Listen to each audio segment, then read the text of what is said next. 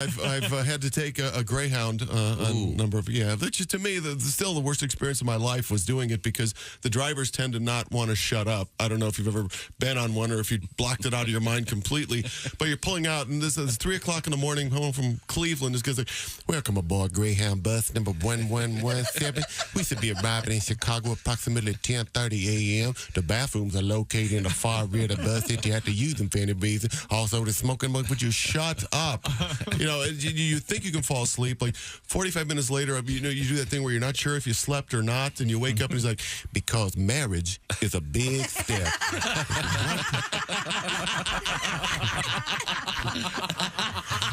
That's right. Yes, that's how that. That's right. It's six hours later, still talking. You wake up. Trick or treating was always fun by my house. We all never seemed to get none of the candy we wanted. We was always hoping for stuff like Snicker bars and peanut butter cups, Whoppers and Junior Mint, Snow Cap, Raisinette, Goobers, Slowpoke, Milk Dud, Butterfinger, Baby Ruth, Kit Kat, Lemon Head, Red Hot, Smarties, Sweet Tart, Ike and Mike, Good and Plenty, Good and Fruity, Starburst, Now and Later, Tangy Taffy, Wacky Wafer, Bottle Cap, Big Buddy, Bubs Daddy, Sour Bar, Jolly Rancher, Marathon, Milky Way, Free Musketeer Bar, Hershey with nuts, Chunky with raisins, Chuckles, Bitter Honey Payday, Zagnut, Powerhouse Milk. You get the idea. Tim Cavanaugh's brother-in-law, Mike Toomey, there. Candy. With the candy bus ride. In honor of Halloween, I'm guessing. That's correct. Children come and shake you down for sweets. Speaking of sweets, cotton candy, this is a big no right here. You don't like cotton candy? I used to love it. I got some for my kids at the football game, and oh my God, it's unbelievable. Do dentists have some kind of conspiracy going to put this in kids' teeth to make their teeth rot? I'm not sure. Just Good asking. morning. This is the Bob and Tom Show. As you can tell, we've hit the ground running. Oh, sorry. There's Jess Hooker at the news desk. Morning. Morning. There's Pat Godwin. Hey, Chick. There's Josh Arnold. Chick. Hey, there's Ace Cosby. Hey. I'm Chick McGee, and here's Tom Griswold. Well, thank you very much. Mr. Godwin's been in there rehearsing for a couple hours now. I know. You'd think it'd be better. I like that. We kid because we care. Busted balls. Wasted time. It's unbelievable. I'm wasting time. The levels of sexual harassment around here. Just ordering coffee can be a nightmare. What happened? He was fighting with someone. Some of the people here order very effeminate coffee for men. Now, let's just move forward. I have to Mocha is not gay, Tom. Mocha and caramel evidently are. He doesn't like it. It's Mark's rainbow drinks, according to him. What queer ordered that? Mark Allison. It's Mark. And busting balls. Wait a second. very close. Balls. Almost got the yellow. Hey, it's early. It's like a Kennedy. No one ever takes that into consideration. Tom and I have been having a very guy's morning. We're sitting around playing songs. Playing tunes. Playing songs. Nice. Little sun volt. Nice. Oh, dude, that's good stuff. Oh, Jay Farrar. Let's see. I love Jay Farrar's voice. You think I he'd wanted to marry mention. me? I wanted to mention that Mr. Godwin, all this rehearsal is going to be paying off on the evening of October 27th and 28th at the Funny Bone in St. Charles, Missouri. Yeah, and then Pat will be headlining our big show coming November 17th. A couple shows actually on the way, and that will be coming to you from, I want to get it right, Bowler, Wisconsin. I can't relate. I really can't comprehend. Well, I mean, it's I'm not sure what you're trying to say. Well, it's based on the great game known as bowler. Oh, okay, I got game sport. Thank you know the greatest bowler of our that has ever lived, Fred Flintstone. Very good. Fred yes. Twinkle Toes. That's Flintstone, right. Or Flinkle Toes. Have you ever heard or saw Fred bowl? Yeah, he gets right on those toes. Oh, right up on the toes. That's the secret. And I guess it's xylophone or whatever. I don't know what they did, man, but And I was like it. Was he a one-armed bowler, or did he did the two-armed No, thing? he was a one-armed bowler. Mm-hmm. Yeah, the two hadn't taken off. Okay. He was in the Stone Age. He only had one arm. That was his left was a prosthetic. Okay, that's nice to know. The point is, we're going to be at the North Star Mohegan Casino Resort in the aforementioned Bowler, Wisconsin. Very excited about this show. Friday morning, November 17th, we will be featuring Duke Tomato and the Power Trio and the Brass to Mouth Horns. Can you do me a favor? Can you please play Tim Wilson, North Star Motor Lodge? Every time you say North Star Mohegan Casino, I think of Tim and 1 hour BC, the North Star Motor Lodge. It's kind of a Christmas thing, but I suppose we could squeeze it in. All right. It's an Uncle BS about Christmas. Yes, it is. Maybe we can make an exception to my no Christmas stuff till after Thanksgiving rule. I would appreciate it. Okay. Where was I? Oh, I know. We were talking about the North Star Mohegan Casino Resort. Hang on, I'm having a stroke. You having what? Oh, God. My right temple is like someone put a knife in it right now. I was aiming for the left. Now, Just an aneurysm. that evening of the 17th, I was thinking stroke. it will be Mr. Willie G., Mr. Jeff Oskey, Josh Arnold, and Patty G. Your host will be me and Chick. First show sold out, second show nearly sold out. So details are at North Star Casino Resort /entertainment. Yes, Josh. You know what's going to sell out that second show? Rumor has it. Pat Godwin and I are working on a little something. Little collab, little duet, little. First time live? Is that what I'm hearing? I think we've done it. Oh no, we did one with he and I. Yes, We did one other thing actually. Yeah. Oh, okay. Yeah, well, this is going to be so much. You'll be singing? It's going to be great. Oh, we'll have to find out. Wow. Are you going to have the consensuals with you? I think Godwin will be my consensual. Oh, I'll be in. first. Yes, he's often I don't know what that attacked by his lady. Yeah, well, poor Pat, man. He walks in the door and she's. She can't keep her hands You off. never hear about that. Didn't Farrah Fawcett make a movie? Who made that movie about the... Oh, she burns the bed, man. Yeah, okay, sorry. I think it was called, what was it called? The Burning Bed? Yeah, that's it. They're burying the lead. With him in it. I say, I'm sorry, where were we? Okay, so that was that. Hope to see you there. That's coming up. Okay, good. Now, you've been working on a song. I'm very excited about this, Pat. We'll get to that coming up. Sports headlines? of any kind? You sound so resigned.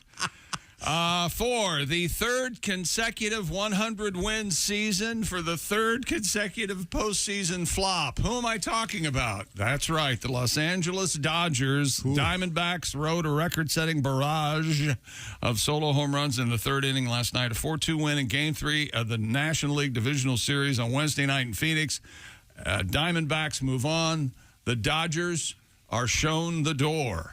In the playoffs. Third consecutive year they've won 100 games each season, and each season they have flopped in the playoffs. Tom, your thoughts? Timing is everything. You got to be good when you got to be good. And Jose Abreu homered for the third time in 2 games. Astros 3-2 win over the Twinkies. And Jose Abreu. That's There's probably something wrong with Is that joke not to permitted their- anymore about the going to the game and Jose, can you see? I've always thought that was very funny. I didn't think it was in any way ethnically. No kidding. That wasn't funny. You didn't never thought that was. I mean, I suppose it's probably politically incorrect now, but Oh, sure. since I would say the bulk of, an enormous number of the players are Spanish speaking, the finest players in baseball. Yeah. So it's become. So I don't know. Jose, can you see? Very funny. The Astros move on, and Bryce Harper hit a 3-run homer and a solo shot. The Phillies 10-2 win over the Braves in Philadelphia in Game 3. Phillies take a 2-1 game lead, can advance for the second straight season to the NLCS with a win at home tonight. All right. And the most important thing in sports we're talking about today are the world's greatest bowler who ever lived. It's Fred Flintstone.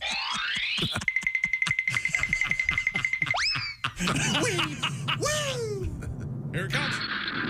Oh, don't the pins all break up into little rocks? Or Well, something? let's listen to it again.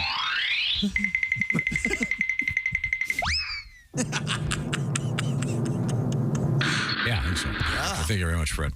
See, but they couldn't use actual bowling pin sound effects because everything was made of rock. Sure, yeah, those are stone. You know, those poor bastards had to have a meeting about that. Well, Steve, we can't use pins, actual wood pins, because they didn't have wood pins in Flintstone days. And is anything funnier than the garbage disposal? I love all that. All the animals. The talking, garbage disposal. The record player. It's a living. The shower head. I love it all. Love it all. And when Fred once said, they were like, "What time is it?" And Fred looked at his wrist sundial. I laughed and laughed. You got to face that way, Fred.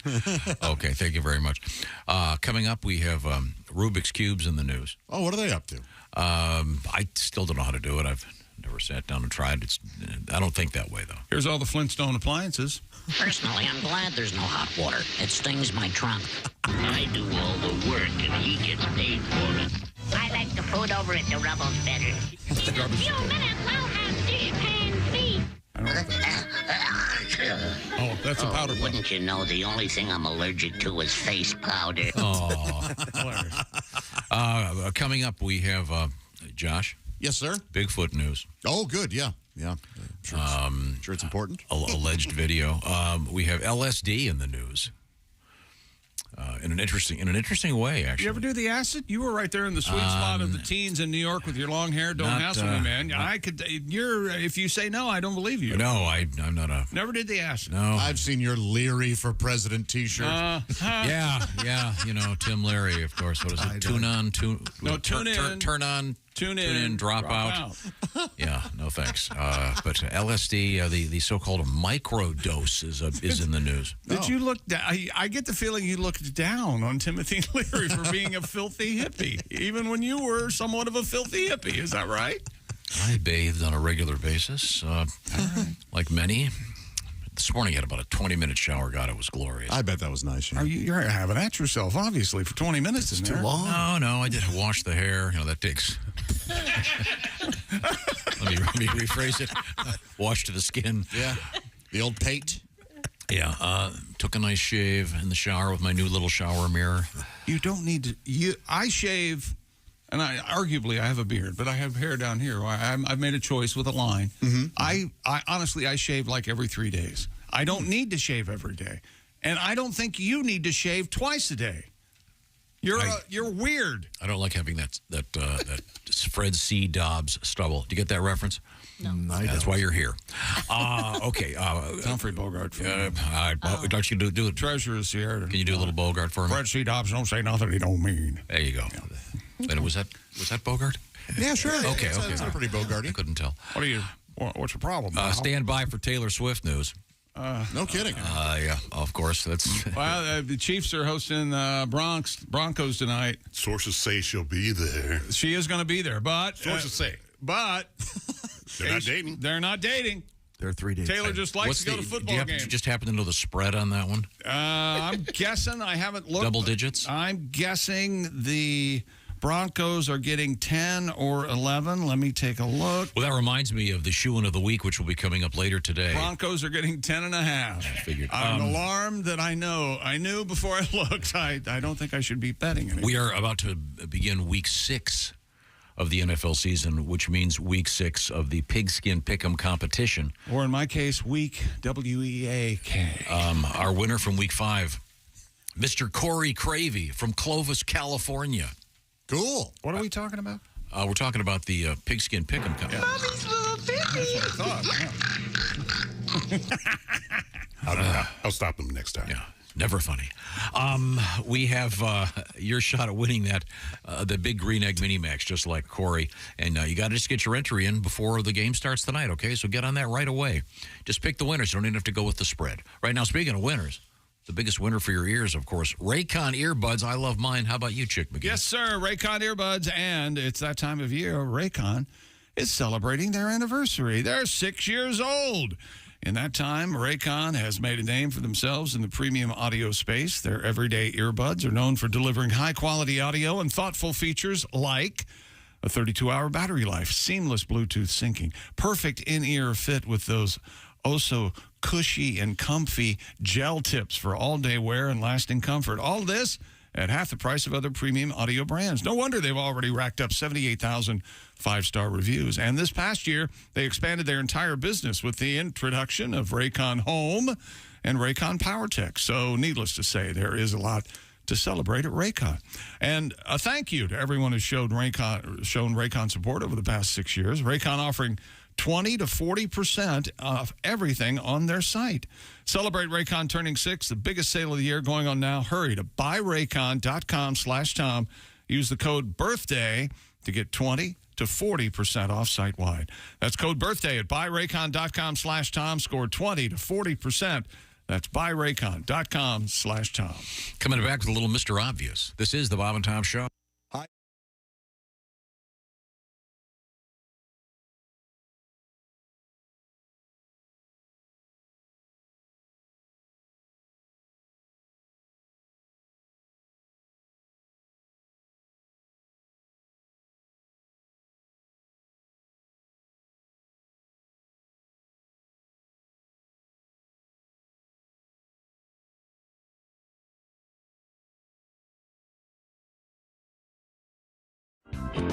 I watch a lot of news.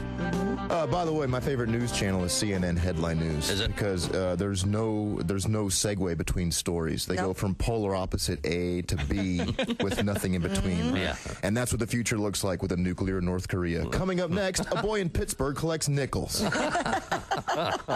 like the news for people with ADD. We're all gonna die. Hey, a horsey.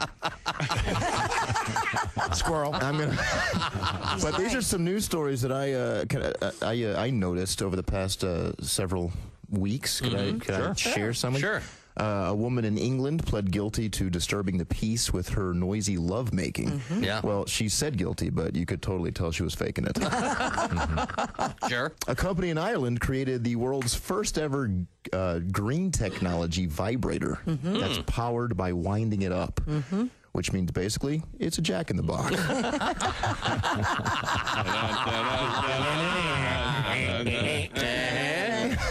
Technically, it is. Sesame Street turned 40 years old last year, which you could tell because Big Bird got an earring and a Corvette.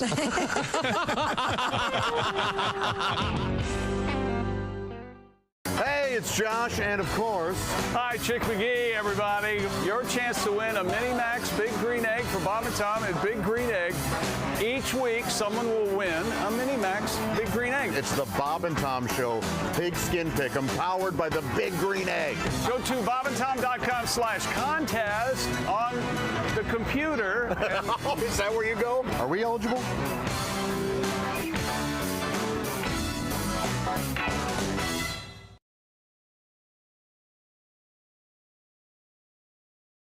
Hey man, it's Donnie Baker. Guess what? I saved up some money and bought this new badass spy camera. I swear to God I did. Check this thing out. Perfect. Office supplies. Man, you can do a billion things with stuff. Staple remover, notepads. Looks like we got some erasers. There's over 1 million textiles in here.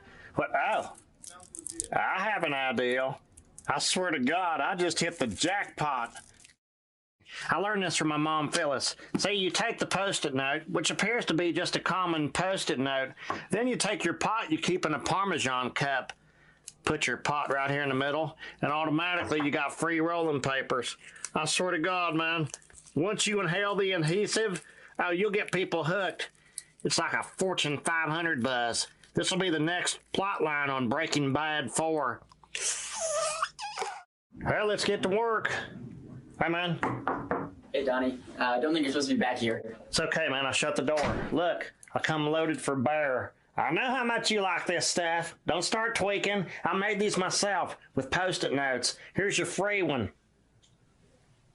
It's sticky. Well, how else you think you're supposed to get hooked on it, Dick? Go ahead and hit it with a lighter, and this will keep you from snorting that Scotch tape at Christmas time. But wait, I want payment now. I want my payment now. $20 like usual.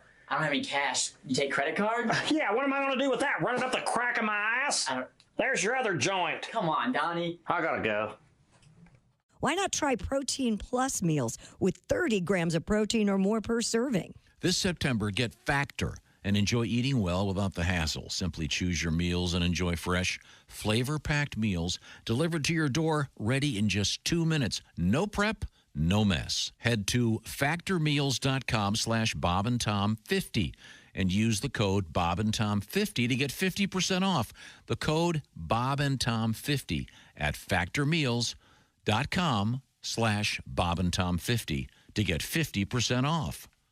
Think you know your pro football and want to put your knowledge to the test? Then play Pigskin Pick'em every week at bobandtom.com. This is your chance to win a Mini Max Big Green Egg. Just pick the winners of this week's pro football games and you could win a Mini Max Big Green Egg. Head to bobandtom.com/contest and play Pigskin Pick'em. And don't miss the Chick McGee Shoe-In of the Week, Thursdays on the Bob and Tom Show. Essential Morning Radio. All day and all night. Yeah, this is Bob and Tom Radio. Oh, that was a good flight. Yeah, it was. Nicoterm. That's the name of it. Nicoterm? What's that? It's a patch. It's a patch? Yeah, it helps you quit smoking. My doctor gave it to me. Nicoterm's a patch? Yeah, Nicoterm it's a patch. A patch? A patch. Some kind of patch? Yes, it's a patch like you put on your arm. Nicoterm is a patch? I'll be damned. Yes, it's a patch! 2 days later, different flight, same airport. What do you mean a patch? It's a patch. You mean like a cabbage patch? No. Like a briar patch? No. Like a patch of pirate wear? No. You mean like a patchwork quilt? No. You mean like a Clarence Carter No. patches? Why can't you understand this? It's a patch your doctor gives you that you wear on your arm. What do you mean arm? 2 days later, same airport, yet another flight. Now, let me get this straight. Nicoterm is a... Nicoterm. Welcome back to the Bob and Tom Show. At the news desk, it's Jess Hooker. Hello. There's Pat Godwin in the performance room. Hey there, Chick. There's Josh Arnold. Hi there. There's Ace Cosby. Hey. I'm Chick McGee, and here's Tom Griswold. A little special something going on right now. Is that right? Yeah. It's a special anniversary today. Do you know anybody else aware of this? I do. Okay. What do we got here? October 12th? October 12th. Josh, what do you think was going on October 12th? I don't know. Somebody here? In the year of our Lord. Who told you this? Pardon, what? 19. Oh, sorry. What is it? 1976. Oh. 1976. 76. Dude goes on the radio named Chuck Michaels. That's right. It was the pre... Yeah, I was Chuck, because Chuck Rock and Roll Michaels was on WCOL in Columbus, and he was my favorite disc jockey. So I went ahead and went with Chuck Michaels. I left the rock and roll out in respect. Yeah, sure. Sure. So Chuck Michaels went on the air where? Welch, West Virginia. X-Rock 1340 AM on your dial. How about that? Yeah. Do you remember the first song you played? WXEE, yes. Sweet Emotion by Aerosmith. Oh, good. The 4.5 minute version. Nice. How'd you get the gig? We all drove down there. Me and three of my buddies from broadcasting school, we drove down there, and we talked to Jerry, the manager. That's all I'm going to say because I don't want to get sued. You know how you keep people in line, Pat? I do. You sue them. Yeah, you Sue keep their them ass busy. off. Yeah, you're damn Keep it right. litigious. Hang on, Ace has a question. Yes, Ace. What happened to the other three guys? I mean, did they get in the radio? Well, no, one guy owned a very successful florist store in Columbus, Ohio, and I don't know why but he always wanted to be on the radio. Huh. Does he do his own commercials now? No, I think he's not with us anymore. Oh, so he's lying 6 feet below his product. Wow. This was a friend of Chick. Well, I'm sorry, I shot him. This is my... First of all, how did you know he was shot? Secondly, no, and then the other two guys I really don't remember, so I must not have been... Did they come to work at the same radio station with you? No, it's just me. He hired me. Okay. So. Is this the place where you lived in the back of the building? I did. I lived in the back of the building. I had a Presto burger maker. Remember those? I make hamburgers. And I'd go to, what was the name of that restaurant? What was your shift? The Sterling Drive-In. I'd go have the poor boy. Oh, boy. On payday. And Billy Boys had pizza. And, Welch, West Virginia was happening, Daddy. Okay. Back then. By the way, we're going to be doing a special live show from somewhere in West Virginia. Welch, West Virginia? No. Son of a guy. You can do it from Welch. That'll be better. We'll be elsewhere. In the spring. We have... That'll be better, he said. If I was somewhere else. So, do you remember any of the commercials? Did you have to do... Let me ask you this. Yeah. Did you have to do the obituary thing? Not at that station. My second station I worked at. You guys read them on the air? Yep. Piqua, Ohio. Yes. Back in the day. Yes. Yeah, it was. I even remember the Fisher Cheney Cron Funeral Home. A lot of people went to there. They were very successful. Oh, I thought they sponsored the segment. Visitation at the Fisher Cheney Cron Funeral Home. Oh, yeah. wow. No, they'd send them in, man, and you had to. There was a music bed, a donut. You call it, the music would start, and then you would come in. Like the stuff you hear in the funeral home? Yeah. Kind of that organ thing. Yeah. Talk about dead air. Yeah. That's what we called the segment off the air. Thank you very much. That's kind of an inside radio gag. Is that true? You called it dead air? Oh, God, no. Oh. We had... People are dying. They're being shot. Friends of mine are being shot. We can't be laughing about it. Oh, God, no. Oh, here we go. This happened while you were gone, John. Test. Oh, there it is. He's back. Can you hear me? Yes. Okay. The light went out. And it's still out. Yeah, we had to do all kinds of crazy things like that. One of the first commercials I ever did was for Ramey Chevy City. Mm-hmm. And if you say Chevy City, that's not easy. That's hard. Wow. You get fired for doing that. Yeah. But we did not have a copywriter, if you will, to write the commercial. So the general manager had just gotten back from Ramey Chevy City. Yeah. Yeah. And he tosses me the newspaper ad, and he goes, "Do me a 60 for that." And so I had the record. I started the record. I started the cart recorder. Started the record and read from the ad. Yeah. All right. We did that all the time. Yeah. Yeah. Well, happy anniversary, Chickster. Thank you. Yeah. But you would do the obituaries, and and Miss Thelma Johnson Smith will passed away after a long illness. Yes, the family asks that rather than send flowers, you celebrate by drinking liquor to excess and passing out, just like she did on a nightly basis. It would be, in lieu of flowers, please make all of your donations to Lesbians for Better Highways. Mm-hmm. But the thing was that you had to come out of reading the obituaries, and that concludes our obituaries for today. And now here's Hotel Motel. I was too early. I was not in that format when that song came out. What was the format? Adult contemporary. You're Bertie Higgins. I was doing your top 40, Pat. And, top 40. And when you'd answer the phone, do that one. People would everyone called it. Play Hotel Motel. And that's what everyone called it. And it was before hip hop had been called hip hop. It comes from that, actually, from hip to the hop. It's a Chic song. Isn't that the basis of that? Is yes, a little bit of the freak. But in honor of Chick celebrating his radio on the air anniversary, I thought we'd do a little bit of inside radio for you with Mr. Obvious. Oh, that guy. You of his plain speaking, straight shooting, no nonsense approach to solving callers' problems. You tune in to his nationally syndicated talk show every day to hear the wise insight and savvy advice he gives to his callers. You see, caller, what you got there is a can opener. You use it to open cans. A can opener? Huh. I never made the connection. Thanks, Mr. Obvious. You're a lifesaver. Yeah, that's what I'm here for, caller. He's Mr. Obvious, America's favorite answer man. There's not a situation that he can't handle with his sage-like wisdom and his quick-draw wit. Well, waste not, want not, caller. And now, Bob and Tom Productions is proud to present a side of Mr. Obvious you never heard before. Ah, I hit my head. Damn, that's smart. Was my mic on? Now you can hear for the first time the Mr. Obvious that the censors didn't want you to hear. It's Mr. Obvious, too hot for radio.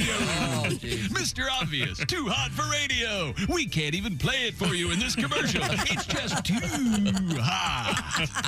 So, Mr. Obvious, I can't figure out why it's not working. Oh, well, I can tell you why it's not working. Oh yeah? Why is that? It's because you're a stupid idiot. That's why it's not working, you dumb... Cut. John, you can't say that on the air. Look, I'm sorry, but what the this dip doesn't even know how to operate his toaster? Come on, Bill. Don't we have anyone screening these damn calls? All right. Settle down, John. Don't settle down, John, me. And where the are those pictures I was supposed to see? Get down on the phone. If I don't get those pictures in here by 2 o'clock, I'm going to walk off this mother. You hear me, Bill? I'm not you. I've got money. You know what that means, Bill? That means I've got enough money that I can say you, Bill. Now give me some decent callers on the phone. These calls are ponderous, man. Ponderous. All right, John. We'll take care of it. And where's my orange smoothie? Damn did. I asked for a Kim Orange smoothie like 20 minutes ago. Mr. Obvious. Raw, uncut, uncensored. So you see my point, caller? But no, I don't, Mr. Obvious. That's got to be the stupidest thing I've ever heard. I'm sorry, wait a minute. What did you say, you piece of You heard me. Look, we've got caller ID. I'm going to have a couple of my gorillas down there getting medieval on your ass. How do you like that, Mr. Tuffy? Huh? I'll make you think stupidest thing you ever heard. I'll be watching from my yacht while the cops are fishing your bloated carcass out of the river next week, pal. Hey, look, take it easy, Mr. Obvious. I was just kidding. Oh, yeah, just kidding, huh? Sounds like you just made the connection, right? You just made the connection, didn't you, mother? Huh? To order Mr. Obvious Too Hot for Radio, call 1-800-EAT. That's 1-800-EAT. And so, Mr. Obvious, that was the last time I ever saw her alive. Oh, I'm sorry, caller. You've obviously mistaken me for someone who gives a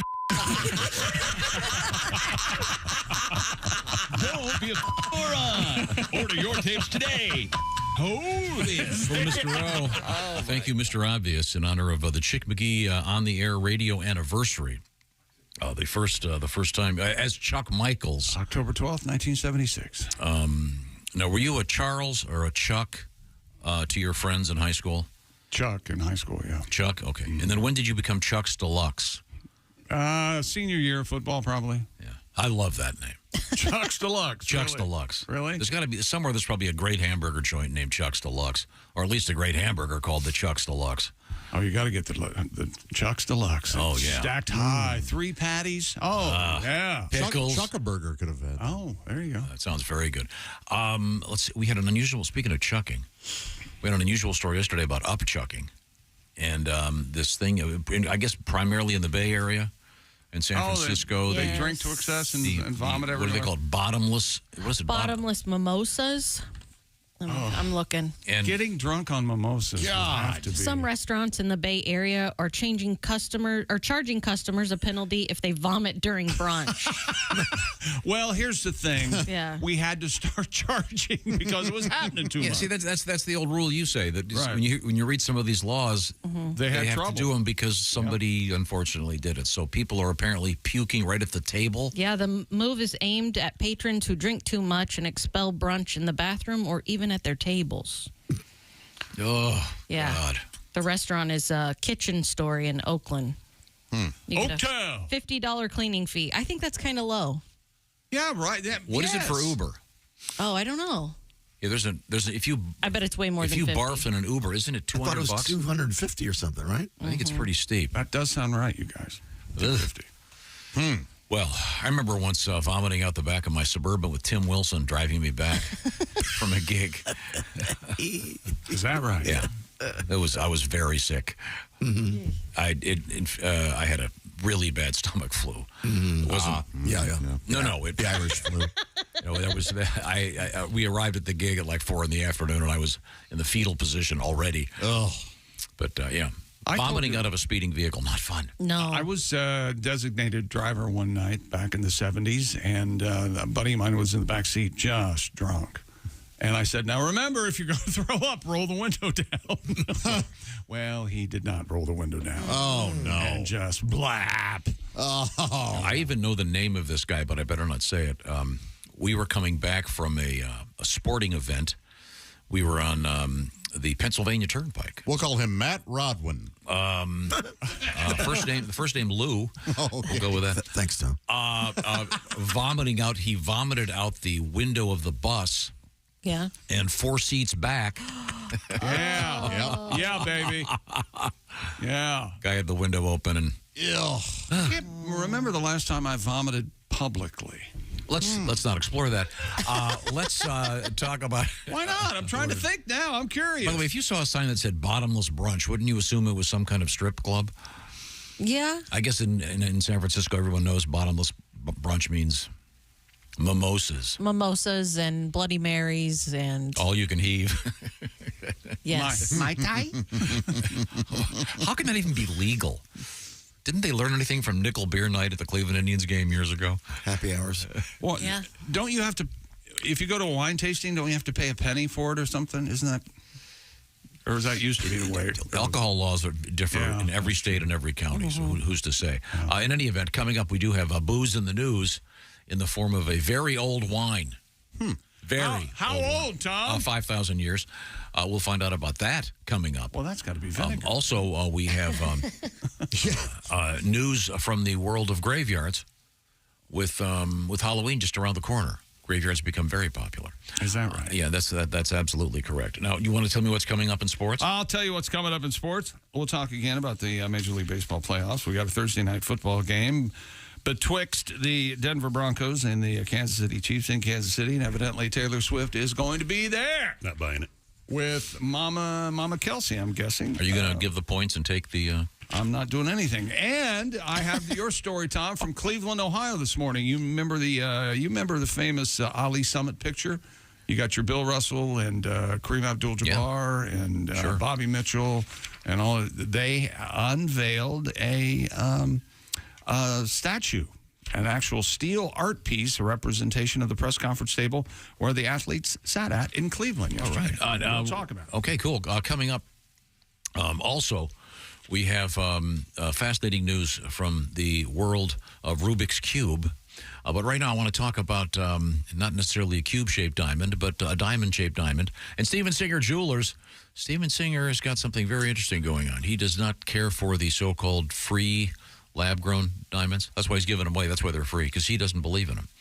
He says that he prefers the earthbound diamonds, the real diamonds. And so what am I talking about here? Well, if you buy yourself a real diamond from Steven Singer Jewelers, he'll be happy to hand you one of those lab-grown diamonds. By the way, the Federal Trade Commission enforces language used around the world of diamonds. When the word diamond is used alone, it can only refer to a real, natural diamond. So that's what you want, the real thing. And I'm a natural man. Thank you very much. The fabulous Lou Rawls. Steven has never sold or will never sell something that has no intrinsic value. And by the way, Steven Singer Jewelers famous for the upgrade. You bought a diamond from him last year, you get full value when you upgrade it and trade up for an even bigger one. Bob and Tom Show listeners are too smart to pay for something you can get for free from our friend Steven Singer. Get the details. See what I'm talking about. IHateStevenSinger.com. It's always the jewelry season. There's a trick or treat for you, sweetie. Check out this bracelet. And coming up just for you, sports just for Tom, involving stilts. Stilts? I know how you love stilts. I love stilts.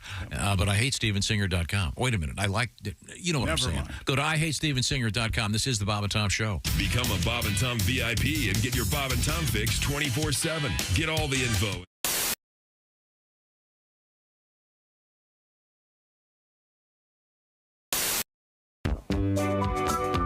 Hello and welcome to the wildly successful Mr. Obvious Show. I'm your host, Mr. Obvious. Let's take a call. Hello, Mr. Obvious Show. Hello, is this Mr. Obvious? Speaking. Hi, Mr. Obvious. Long-time listener, first-time caller. I just want to say, first of all, I really love your show. Really enjoy listening to it. I think you do a great job. Well, kind words indeed. And thank you, caller, for calling the Mr. Obvious Show. No, Mr. Obvious? Yes? Here's my problem. Oh, okay. Well, the thing is, I think I got some kind of animal trapped in my house. Oh, yeah, like a pest problem or something? Yeah, well, it's even bigger than that. I think it's some kind of critter that's trapped down underneath my sink somewhere. Oh, my. Now, do you live in a rural section of town? Yeah, as a matter of fact, I do. I live on the outskirts of town here, and well, here's the thing. I think it's caught underneath my sink, and I've opened the doors and my cabinets there and looked underneath, and I can't find it anywhere. But I can hear him down there making noise. Oh, you say you got a critter and you can hear him. Now, what kind of sound does he make, caller? Well, it's kind of a growling, kind of, I'll try to imitate it for you. It's kind of like... kind of like that. This is under your sink in your kitchen? Yeah, I mean, it sounds like you might be caught down there in the pipes. Now, this is not uncommon for your rurally located homes to have a raccoon or a possum under the house. Now, but you say he might be stuck in the pipes? Yeah, that's what it seems like because, in fact, I think that's how he's living there. He seems to eat stuff that my wife throws away down the sink after dinner. She'll wash the leftovers down the sink after we get done eating. I think that's what he's eating because I can hear him down there growling and chewing. Huh. What was the sound again, caller? Well, it's she'll put the stuff down there in the sink and run the water, and then you can hear him. It's kind of going, kind of like that. Huh. Now, is there anything else that corresponds with the growling that your wife does there in the kitchen? Well, it does seem like it usually happens whenever she tries to turn the light on. There's a light switch there, and she'll try to turn it on. Thing is, the light don't come on. I think the light bulb must be burnt out or something, but I can't even find a place to change the light bulb on it. Anyway, she'll try to turn that light switch on, and you can hear him down there just seems to make him mad as anything. This is in the kitchen under the sink, right? Yeah. Yep. And, I figure he's caught in the pipes. Right. So I figured try to get him out of there.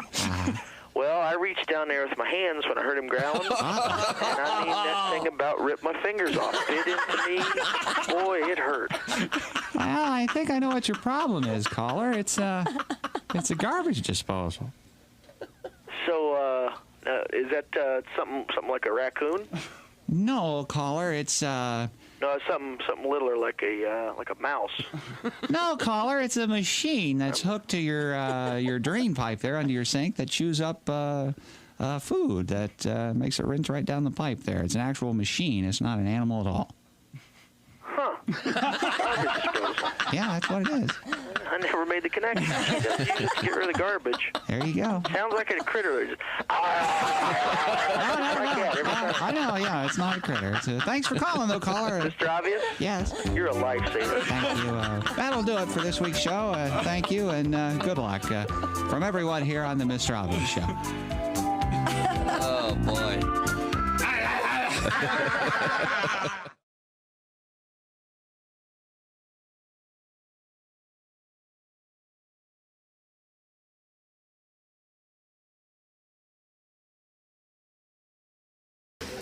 I do like porn, but I'm going to ask you guys a favor. We get a lot of emails sent to the show. You can stop sending me porn clips, okay? Thanks, but no thanks. I appreciate it, but I'll be honest, I want to find my own porn, okay? T-Rex doesn't want to be fed. T-Rex wants to hunt. That's...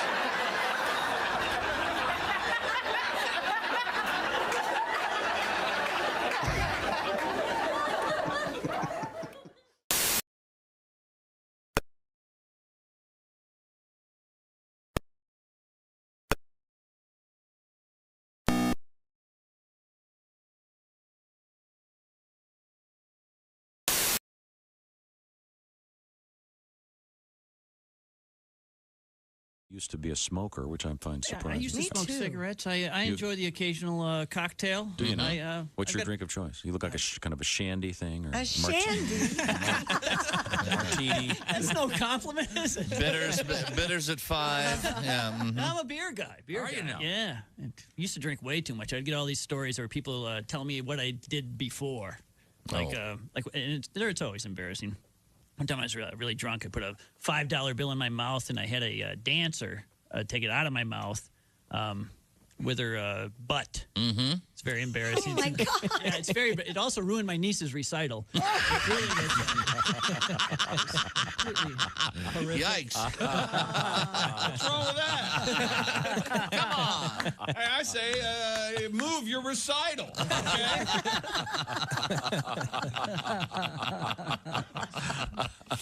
Wow. That's great.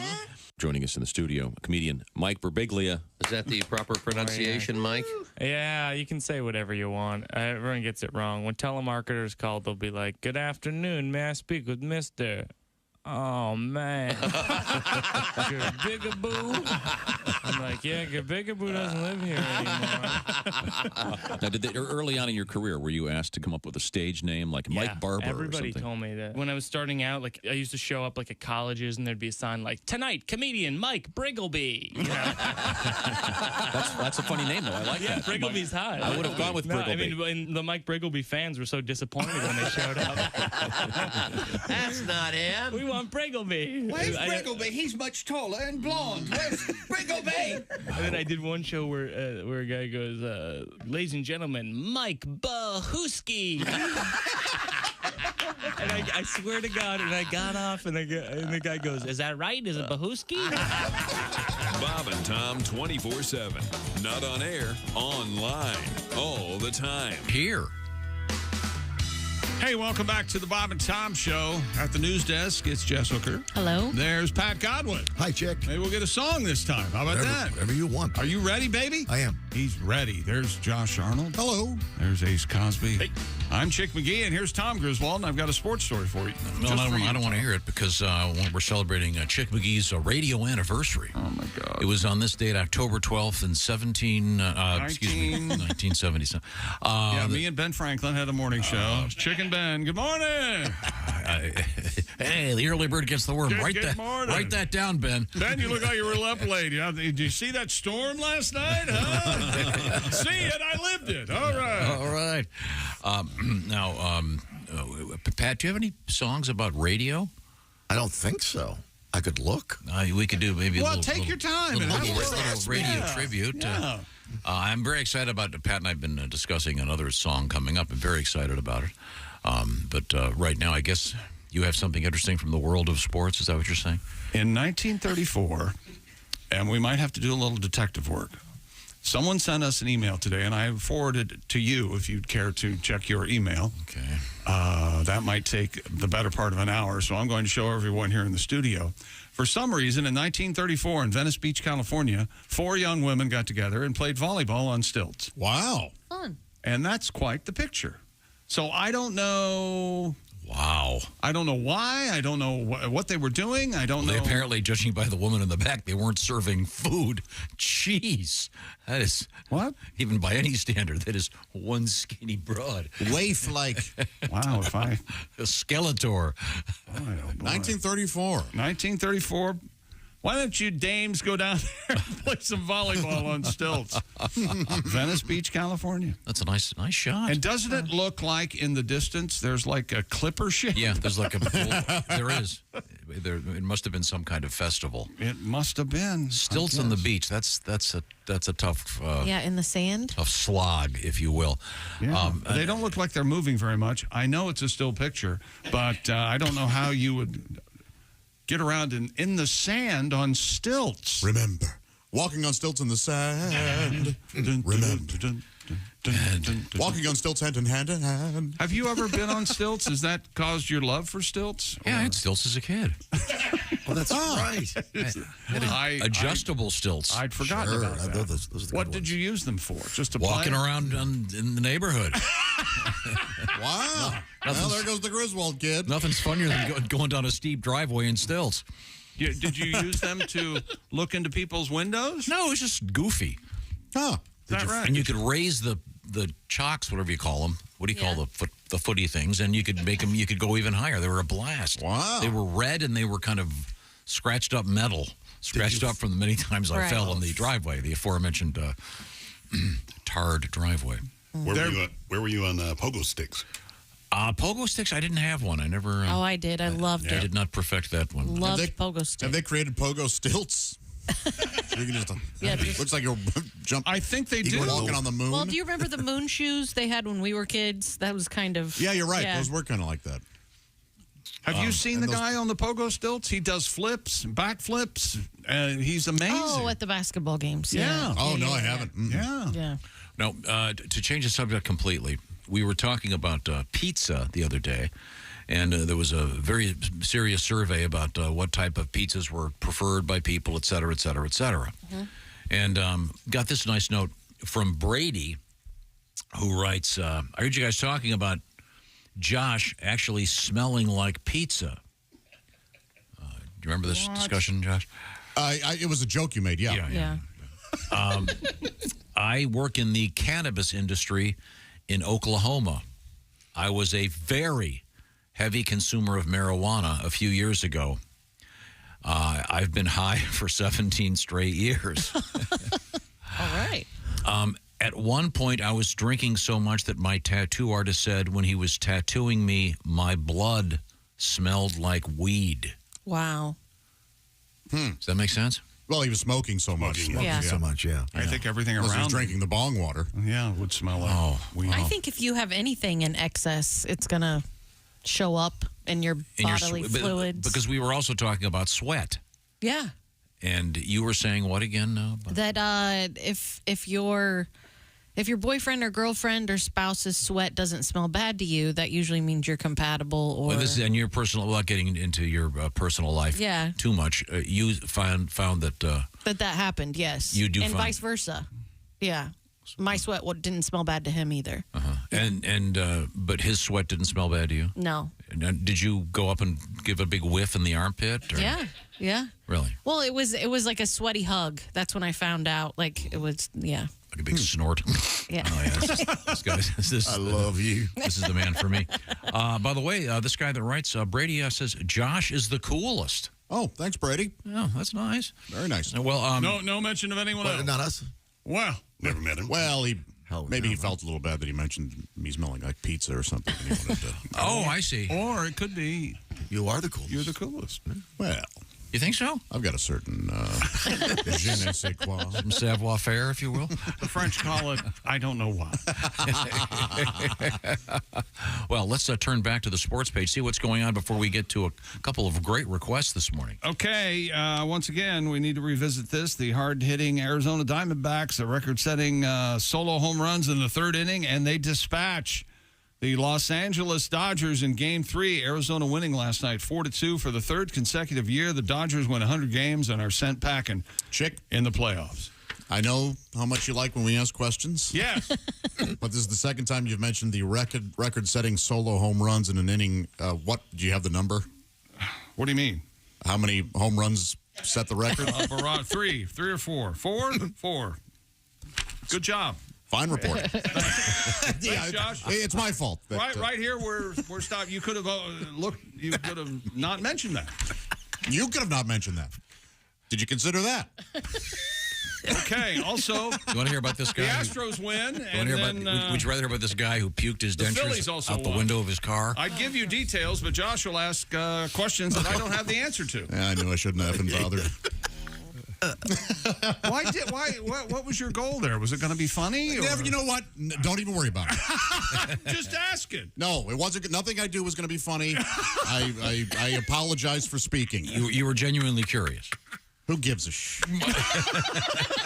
You're the coolest. No, I'm not. I don't know why I come in here every day. I haven't seen him that mad since we dressed up like the twins in The Shining. And that was your fault.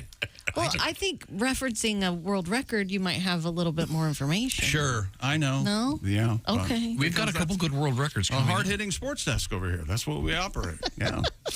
Now, we'll continue our birthday celebration for Chickster.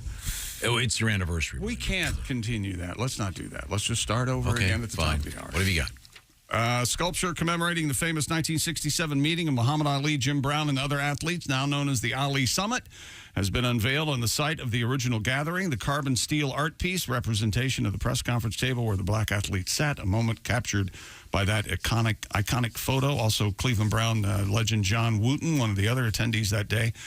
Bill Russell, Kareem Abdul-Jabbar, and Bobby Mitchell. And Asia Wilson scored 26 points, 15 rebounds, and the Las Vegas Aces defeated the New York Liberty 104-76 last night. Take a 2-0 lead in that best-of-5 in the WNBA Finals. More sports coming up, including Guinness World Record. We have frog sex in the news. Bigfoot in the news.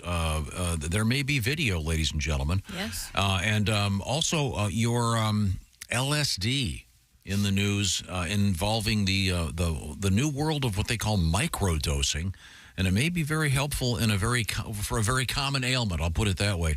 And Patty G actually has a song about that coming up. This is the Bob and Tom Show. This is the Bob and Tom Show. Text us at 8.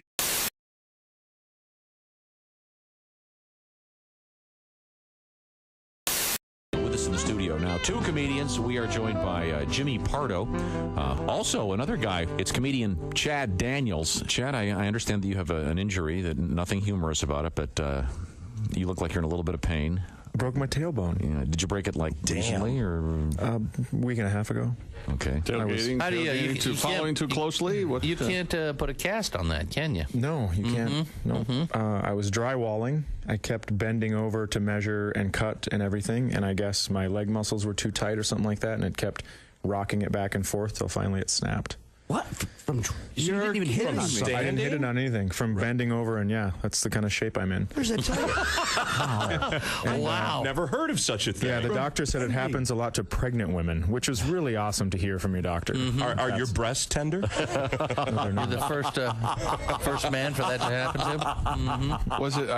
Wow. It sounds like it was incredibly painful. It sounds like it is Yeah, painful. my wife actually couldn't sit down for a while. Sympathy pains. What? What? Nailed it! Ding, ding, ding, ding, I thought we said there was nothing funny about this. Ding, ding, ding, ding, Wait a ding. minute, hold it.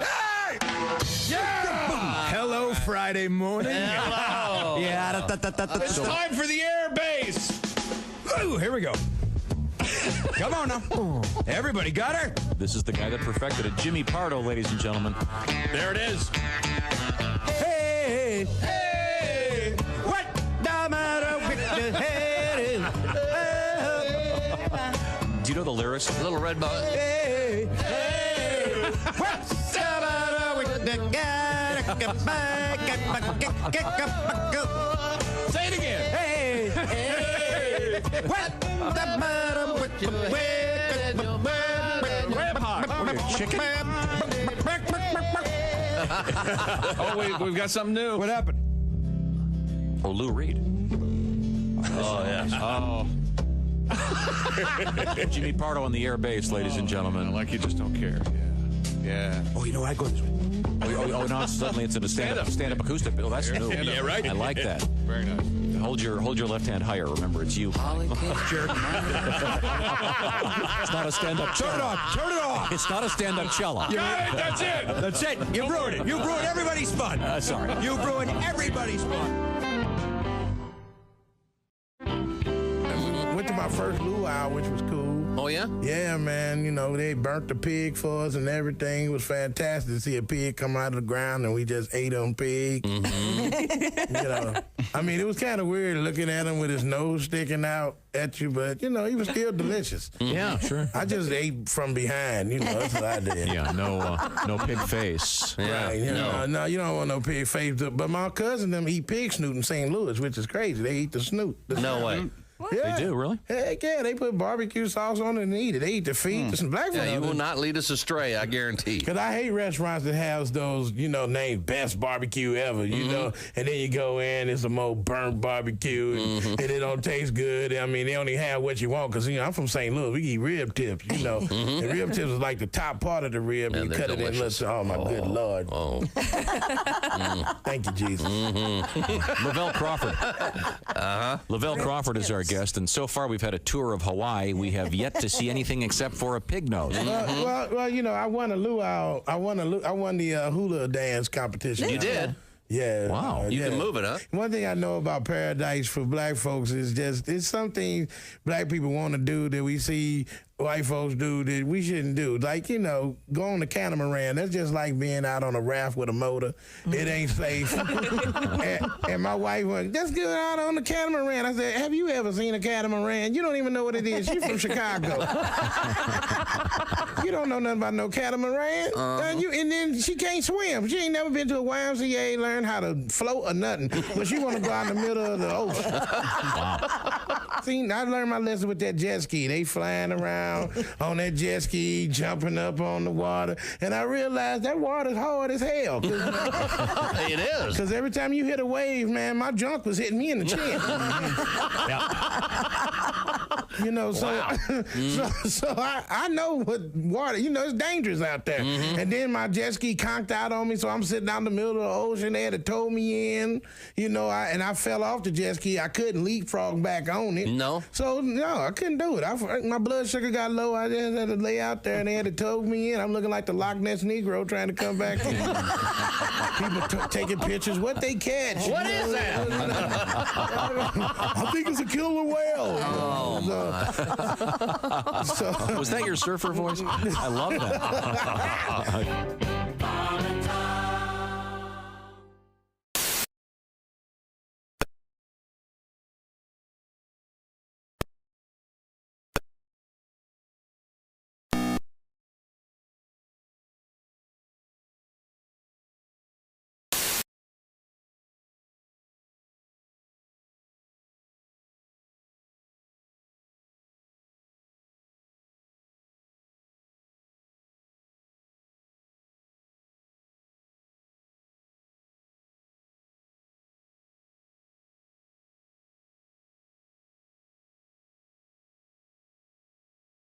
Oh, you're in there. Pick up. I said beep. All right. Get back to me. Goodbye. Amish Bell, leading you into the 19th century. I said beep. Hi, this is Mike Birbiglia, and you're listening to Bob and Tom Radio. Today's Cliff Notes Theater, the monumental epic movie Titanic. Oh. Man, this is some boat. Uh-oh. This has been Cliff Notes Theater. Cliff Notes Theater, when you just don't have time to set through the whole movie. You know you're too high when you're eating cereal naked and your girlfriend tells you to put some clothes on. You realize it's not your girlfriend. It's just a woman on a bus. That's how you know you're too high. Essential Morning Radio. All day and all night. Really? No, seriously. Really? Welcome back to the Bob and Tom Show. At the news desk, it's Jess Hooker. Hello. There's Pat Godwin in the performance room. Hi, Chick. Hey, man. There's Josh Arnold. Hello. There's Ace Cosby. Hey. I'm Chick McGee, and here's Tom Griswold. Thank you very much. Coming up, comedians Pat McGann, Al Jackson, and Haywood Banks joining us in the studio. It'll be Haywood. I haven't seen Haywood live for a long time. We'll look forward to that. Can I tell you something? I hope so. When I was a kid, we had a friend of ours. His last name was McGann. And every time you say Pat McGann, and this happened the last time Pat was here, my friend, when I was a kid, named McGann, was a weightlifter. And he was just bulky and just could lift a car. And I always called him Bill McGann, the no-neck man. And every time you say Pat McGann, I say Pat MGann. Everything, I keep hearing Pat McGroin. Oh, yeah. You know the old Hilarious. joke? Sure. Solid gold. Pat McGroin. Kind of a genitalia reference, if you will. Yeah. That's kind of like Mike Fitzpatrick and Patrick Fitzmike or whatever. Whenever I hear Pat, I jump.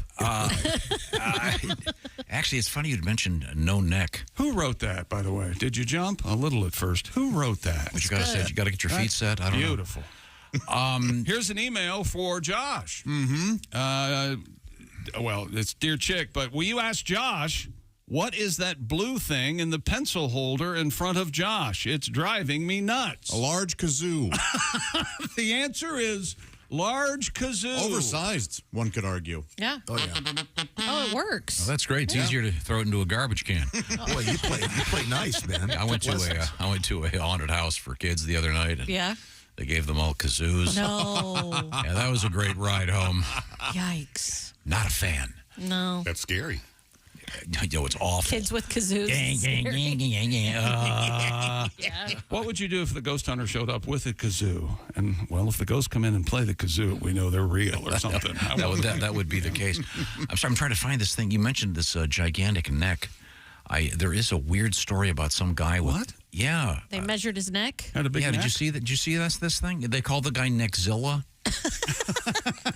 It does always throw me when a guy's neck is as white as his head. There needs to be a little bit of a... His name is Rubiel Mascara, also known as Neckzilla, an IFBB elite pro bodybuilder, known for the size of his muscular neck, which reportedly measures 20 inches in circumference. Yeah, it's Have you seen Neckzilla? I'm looking at him right now.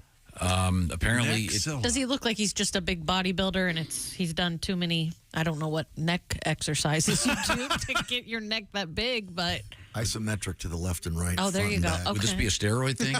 Or is it Yes. what do you do to make your neck gigantic? Lord. Let's see. He's like a cartoon character. Yeah, it really is. I remember them making a big deal about neck health when I played football in high school. Well, we had neck safety. exercises Yeah. and stuff. Yeah. But when you mentioned that, I thought of Neckzilla. It makes your head look like a volcano or like a mountain. It just comes down into your shoulders. It looks so odd. Yeah, this guy has all of the steroid over muscular things. Yeah. Yeah, and his neck is the size. He looks like a nice guy, other than I'm sure he does look like a cartoon character. Oh boy, is there a penis down in there somewhere? All that. Yeah, there may not be any testicles. The bigger the neck, the bigger the neck, the smaller the balls. Yeah, Okay. he looks like a cartoon. What a jerk, said the fat, overweight guy here. Yeah. Okay. Well, let's move forward. I'm sorry. Neckzilla. Check them out on your own. What else is going on over there? I tend to tease what I... Oh, wait a minute. This has this with it. Stupid world record. 14-year-old so-called speed cuber from Australia has broken the Guinness World Record for the fastest time to solve the 3x3x3 Rubik's Cube while blindfolded. The 3x3x3, what is that? It's a regular Rubik's Cube. Is that a regular Rubik's Cube? Yeah, it's... I thought it was 4x4x4. That doesn't sound right. They always... And then sometimes they won't even call it a Rubik's Cube. Like there's some kind of Kleenex generic name for it or something. Yeah. Really? Yeah, but it's a regular Rubik's Cube, and the kid...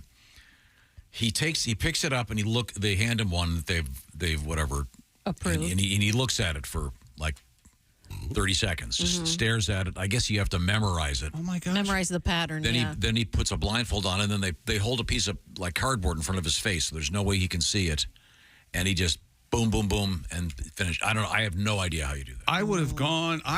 You could not have convinced me that Rubik's Cube was not 4x4. Really? And by God, I'm it's with you. 3x3. No. There it is. It's somewhat of a Mandela effect, I wonder. I think it probably. is. But again, it's amazing. He memorizes, I guess, 12.1 seconds. His name's Charlie Eggins. So he just memorizes the movements. He has to. So he looks at a fresh Rubik's Cube, and I guess he knows, I don't know. That's my question. Do they all come in the same sticker pattern? No. I want to say that there's a trick to it. There is. I know there is, yeah. Left, right, something. Because I used to be able to solve them. But my brother can, too. He can just look at it and then do it. What? Yeah. This kid is 14. Very nimble fingers. Probably never fingered much except the Rubik's Cube. Again, Did you not learn anything yesterday when we started talking about fingering? Oh, sorry. And Jess was almost violent about not wanting There are words that girls just don't like. That one of them? For me, that's one of them. So we should add fingering to moist in panties? Is that? That one doesn't bother me. But Those three kind of go together. Yes, they do. We could write a story. So did you get moist? Okay. Yeah. It's awkward in these times we live in to be separating anything by colors, by the way. What did you just say? Well, you could argue that the Rubik's Cube brings all colors together. Oh, there you go. Yeah. Thank you, Josh. The peacemaker. That's very good. I take it back. And it's about time. Okay. Yes. Pat? Yes. No, I know you went. Chick's been itching for a song. Yeah. I know that you went to see the Eagles the other night. Oh, I can't stop talking about it. One of the best shows I've ever seen. Yeah, unbelievable. Great. And do they dance during the show? They don't dance. I didn't see them this time. Stoic. Huh? Yeah. Stoic. They just play their music. Well, how good a show could it have been if there was no dancing? Well, that was the thing, is that I think of these Beyonce shows and all these other popular ones where it's just this wild production. Right. And these guys got up there and they sang for 2 hours, and it was one of the best shows I've ever seen. They just play their instruments. Played. It's the way it's supposed to be. Boy. It's great stuff. No magic either, I bet. No. Probably not. Well, they don't dangle. Count me out. They don't have to dangle from the ceiling. Doing it. Right. And a lot of those dancing shows, as difficult as they are, a lot of the singing is fake. Yeah. These folks were actually singing and playing their instruments. Do you think Milli Vanilli, if they had been popular now, they would still be popular? No, it was. They never sang, right? No. Like none of it. Not the recording, not the album. Nothing. Killer background singers who did it, yeah. Oh. But I did see them live in their heyday. Milli Vanilli? Yeah. Their Club MTV tour. And they had me fooled. I mean, really? Yeah. Because I could usually catch somebody lip syncing, but they were playing the tape. The band was so live. And now, Pat, you have a tribute to the Eagles? Yeah, I'm going to lip sync this. Okay. No, I'm kidding. Here we go. Well, we were talking about pizza, so I put the two together. Pizza and the Eagles. Here we go.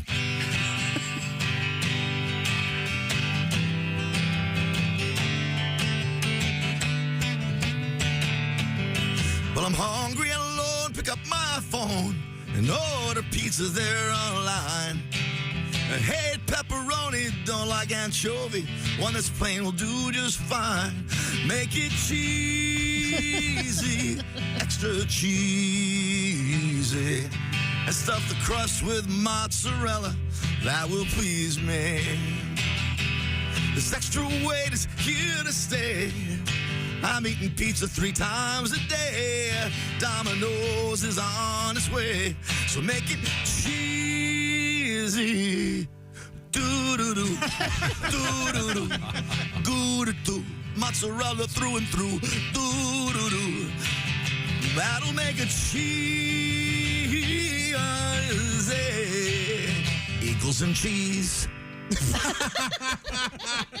Thank you very much. I felt like I was back at the show. Didn't you? All the harmonies and the guitars. Thank you very much. Coming up news. That's, okay, that's all right. sports, yeah. Okay, also coming up today, comedians Pat McGann, Al Jackson, the legendary Haywood Banks, the man, the guitar, in the studio with us this morning. We'll certainly look forward to that. And I've got a little combination thing coming up of a little bit of Tim Wilson and a little bit of Pinkard and Bowden in honor of one of our interesting news stories involving a trailer park, as a matter of fact. Right now, I want to remind you the fall is here, of course. If you're like me, very, very busy, you got to do this, you got to do that.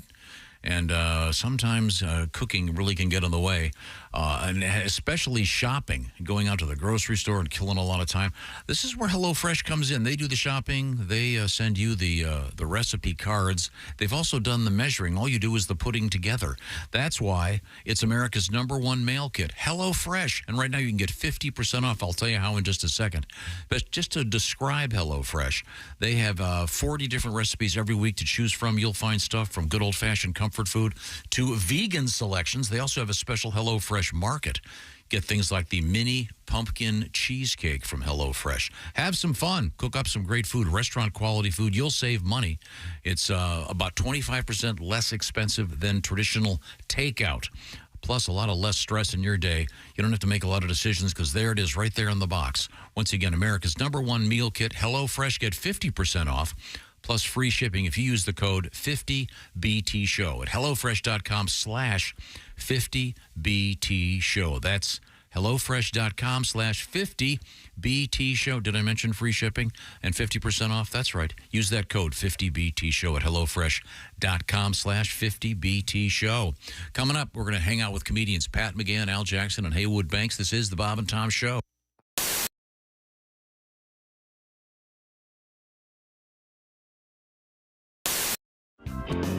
I'm gonna play a new song for y'all. See if you like it. See if you like it. All right.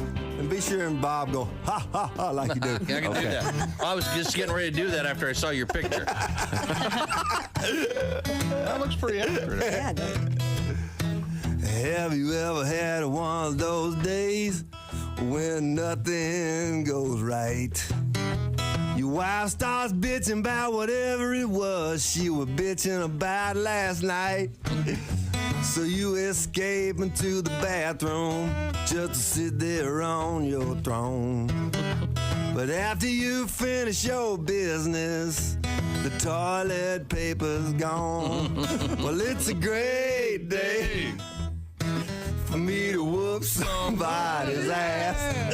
It's a bad day, so you better get off of my back. You might get cold cocked if you cross my path, 'cause it's a great day for me to whoop somebody's ass. Yeah. Of all the radio shows I've ever done, I've never done one where they could sing a song they've never heard. Isn't that amazing? I was thinking. I was just thinking the same thing. How do we know the words to a new song?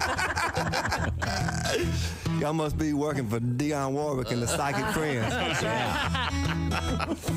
Well, I was running late for work, so I poured me some coffee to go. And just before I had a flat tire, I spilled it all over my clothes. When the highway patrolman pulled up, I thought that help was on the way. But when he saw that tire tool in my hand, he shot me with pepper spray. Laugh. Well, it's a great day for me to whoop somebody's ass. It's a bad day, so you better get off of my back. You might get cold cocked if you cross my path, 'cause it's a great day for me to whoop somebody's ass. All right. Mm-hmm. This last verse is for everybody that don't like their boss at work. Mm-hmm. When I finally made it to work, I was 15 minutes late. I told my boss about the flat tire, but he fired me anyway. So here I am in the parking lot, just waiting by his Corvette. I'm gonna give him a goodbye present that he never will forget. Laugh and sing. It's a great day for me to whoop somebody's ass. It's a bad day, so you better get off my back. You might get cold cocked if you cross my path. 'Cause it's a great day for me to whoop somebody's ass. Oh, yeah. Thank you. Paul Thorne. Hi, everybody. Chick McGee here from the Bob and Tom Show. I want to tell you about the NFL season coming up. We got together with the folks at Big Green Egg, and each and every week, you're going to have a chance to win a Mini Max Big Green Egg during the Pigskin Pick'em program on the Bob and Tom Show.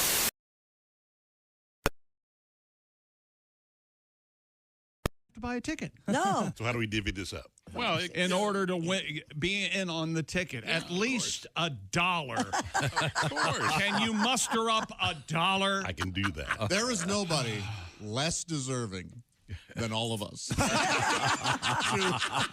win this. Bob and Tom in the morning and highlights all day long. The Bob and Tom Show, weekday mornings at 6 a.m. Eastern on Bob and Tom 24/7. Bob and Tom 24/7. Oh, yeah. Yeah. You just ruined it. The bass player's wife was in the kitchen doing dishes, and she's listening to her son play with his trains out in the living room. And she hears him out there playing, and she hears him say, all right, all you a-holes, get off the train. And the rest of you a-holes, get on the train and put your luggage under the seat. Well, she runs out there, and she says, we don't talk like that in this house. Go to your room. So she leaves him in his room for 2 hours. Ooh. That's a long time. Yeah, it is. So she brings him out, and he says, can I play with my trains again? And she says, well, okay, have you learned your lesson? He says, yeah, I think so. So she goes back to the kitchen, and he's playing with his trains. And then she hears him say, thank you, ladies and gentlemen, for riding with us today. Hope you had a pleasant trip. And the rest of you boarding the train, hope you have a nice day with us today. And those of you pissed off about the 2-hour delay, talk to the bitch in the kitchen.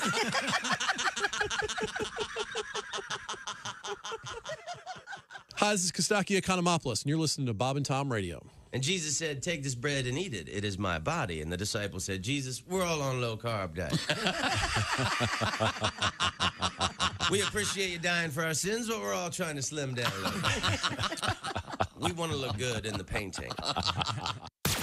You're listening to Bob and Tom Radio. 24/7. 24/7. Okay. All right. Here we go. Here's the show. It's the Bob and Tom Show. Was that me? What, did I feed back? Your clap? No, it was just your clap was Whatever loud. just happened turned my mic off. My clap? Oh, really? You have a clapper? You don't have a clapper on your board. Boy, that's old. Jess Hooker's at the news desk. Hello. There's Pat. No, the term Godwin was clap on, clap off. Yeah. Boy, a clap off sounds like a weird thing. That is weird. There's Josh Arnold. There's Ace Cosby. I haven't seen those commercials in a while. You shut your hole. I'm Chick McGee. No, you can control that all from your phone now. Yeah. Do you have a clapper? I thought of all of us, you'd have a clapper. Did you ever have one? No. I never had one. Did you, Chick? I never had one. I think it's a great idea. I mean, because what if you don't have your phone? I have one of those things in my house where you can use your phone to turn lights on. Everything, it yeah. never works. Oh, I hate sure. it. Oh. I did have a Mr. Microphone, though. What did that do? Oh, what did that do? Oh, we had one. Changed your our life. family had one of those. We'll be back to pick you up later, baby. Have you ever seen it? Would broadcast on the radio in the car. It was a microphone. Oh, I didn't know that. Oh, and Ace has just quoted the famous line. Yeah. Yeah. They're passing some girls in the car and we'll be back to pick you up later.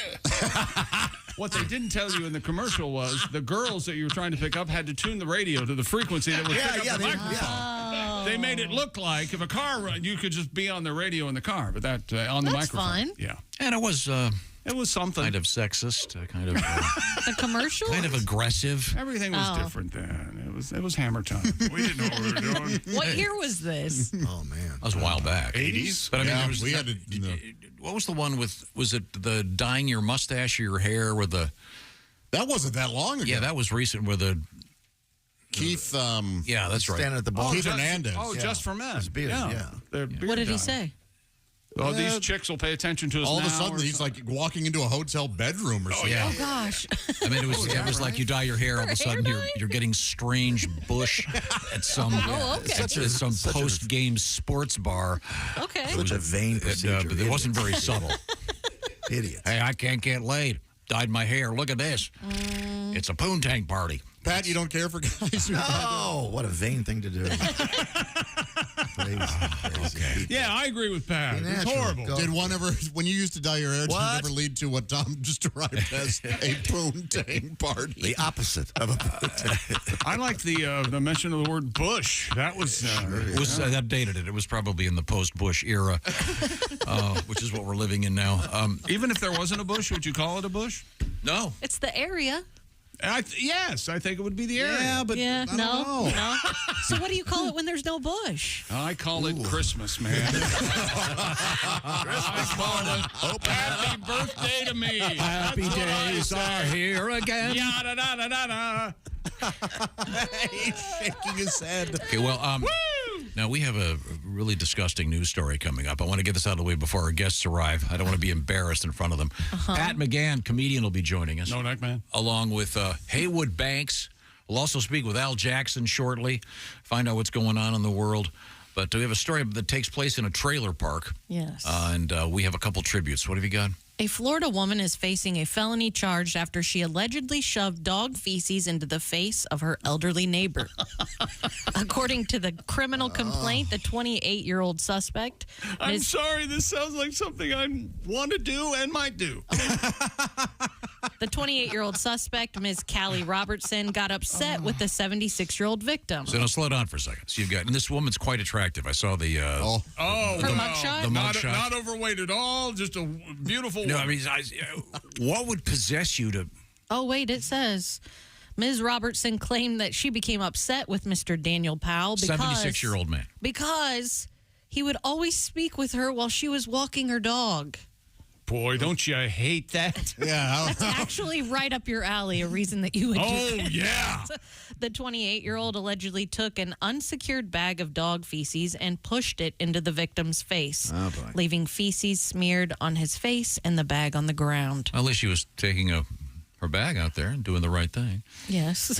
She's got that That first going for her. step, the 28-year-old was arrested on charges of battery. Ms. Robertson and the 76-year-old victim live in separate residences in a trailer park. I can't find a picture of this bush. Where? Callie Robertson. But they lived in the same trailer park. Yes. Okay. If you see the picture of her, she's quite attractive. I don't know. I'm sorry. Did you say? Oh, that. If you put dog feces smearing in Florida woman, there's like 5 or 6 different women. Oh. Oh, okay. Drunk Florida woman arrested for smearing dog poop in fiance's face after beating him. Jeez. And It's that must not have been recently. Fascinating, Tom, that you think because she's attractive, she's not capable of doing something crazy.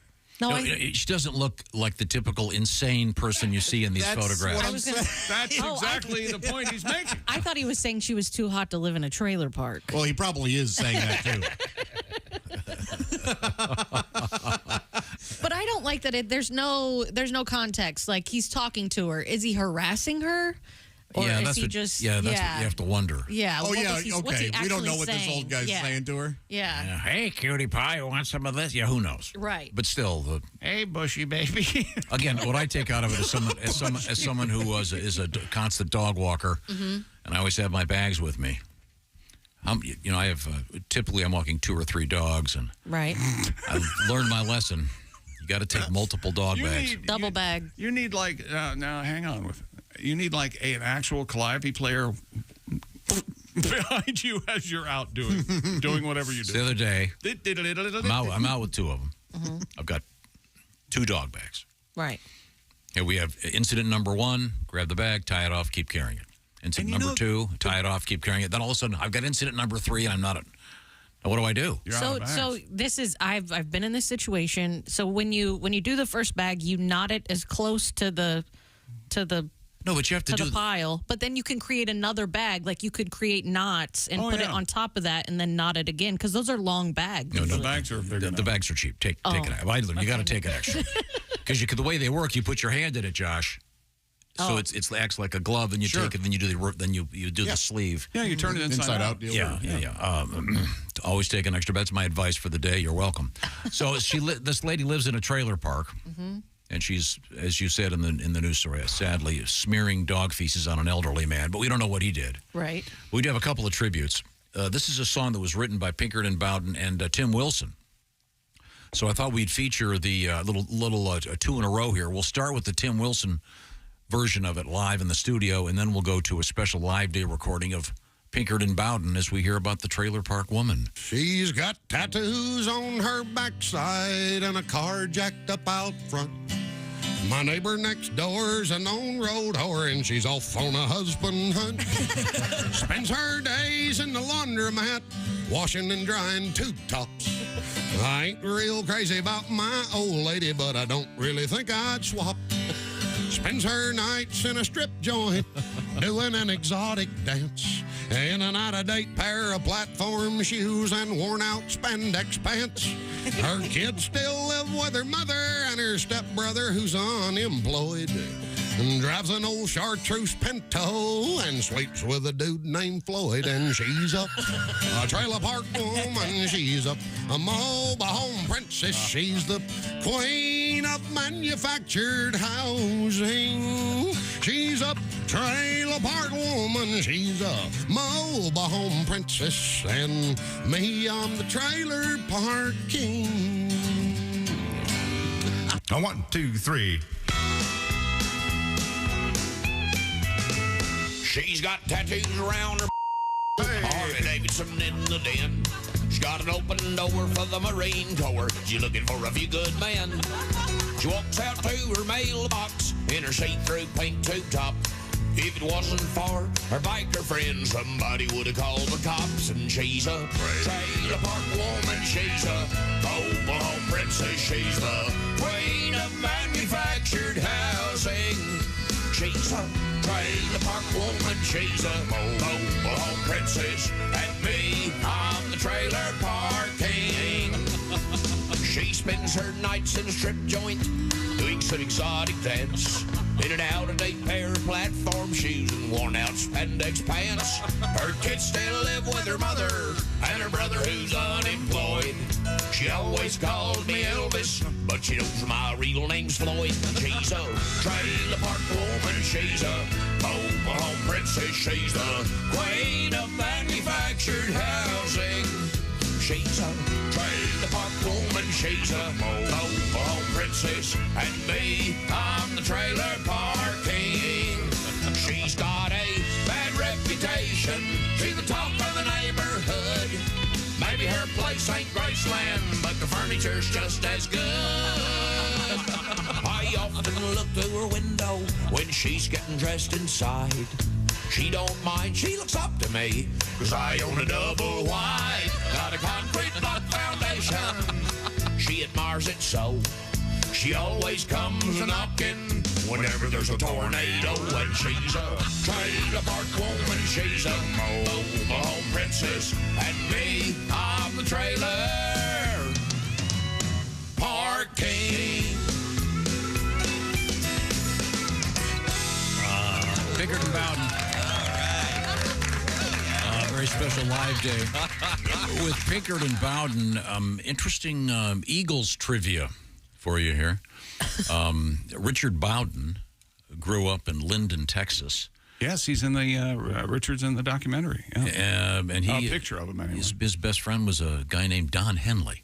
Oh wow! And Don at age 76 can still sing like an angel. I just saw the Eagles show, and it's pretty funny. At one point, Richard Bowden was on the road with the Eagles as Don's guitar tech, and they'd get all the road crew on stage to do one of the Eagles' lesser numbers where they had a bunch of people singing. Was it all night long?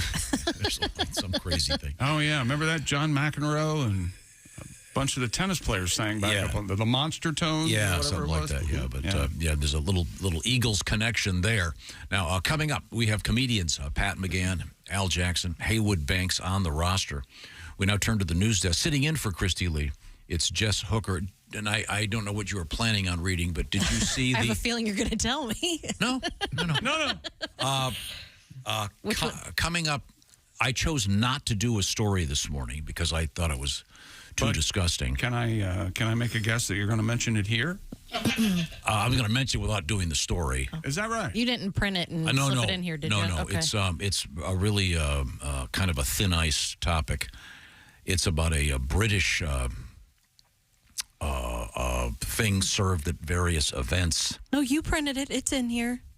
Is this chicken? It's chicken, but that should be the chicken head one. Yeah, that's the one I have. Yeah. It's something else. It's a chicken dish. I'm not kidding. It's called cock on a stick. Wow. Well, this one's also called Le Grand Cock. Okay, well, but it sounds French. I'll take the venti. It's spelled C-O-Q. C-O-Q. So it's French. Isn't that how French? French? What? Cock. I ate it at a delicious restaurant in Paris, France, called Le Petit Coq. Yeah. Oh. Okay. Boy, who names their restaurant that, huh? Somebody with a great personality. Yeah. You don't have to worry about Associated with Needle Dicks. Somebody unaware of Needle Dicks is the American restaurant. You guys want to hear about this dish? Yeah, no, this is not the so-called, this is a legit story. There's this thing called cock on a stick. This is not that story. I thought that was too... It was from the country that brought us spotted dick, though, right? Yeah, that's also a dish.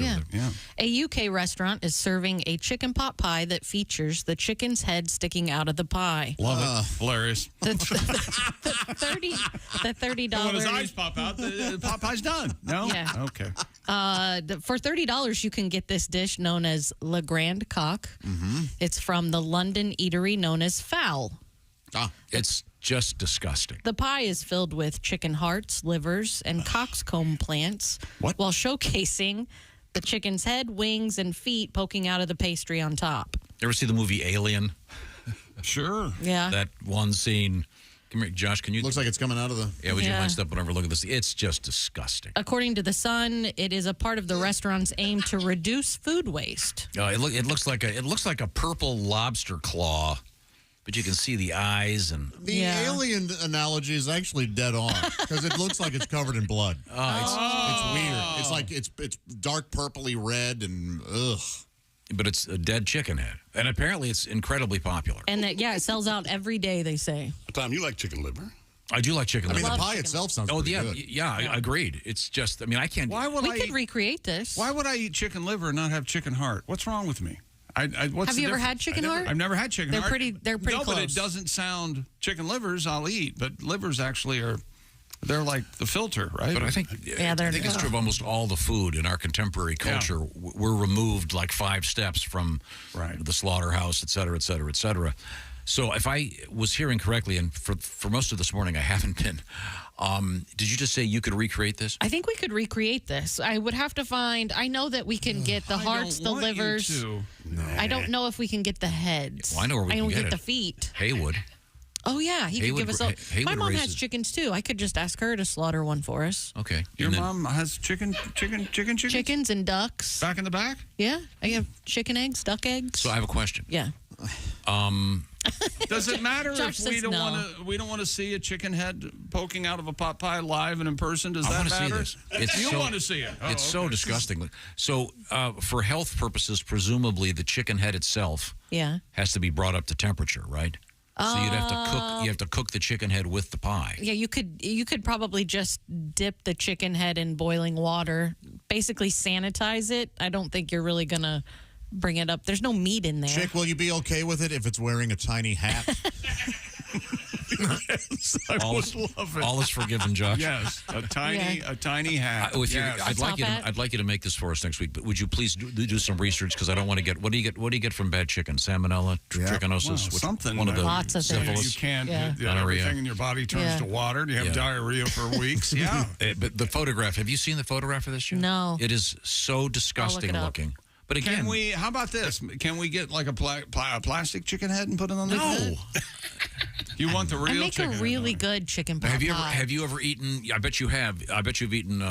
I've eaten a lot of stuff. Pork where they've got the chicken head, the pig head on it. Oh, like a like a luau. pork roast. Yeah. Yeah. Like a. I've never done that.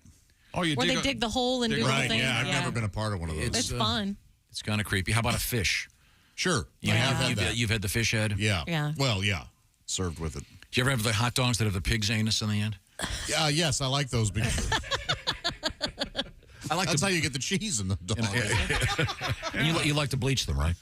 You bleach the hot dogs? You have to. I mean, for his sure. That's I guess sometimes you read stuff and you go, "What do you mean they're bleaching human anuses? Why would they be doing that?" I don't think people do that anymore, do they? That was like. I'm sure anal bleaching is still happening. Really? Very popular. Absolutely. Oh, there's a place at the You guys talk like you know. There's a place at one of the strip malls up there. And it doesn't make you gay either. It doesn't.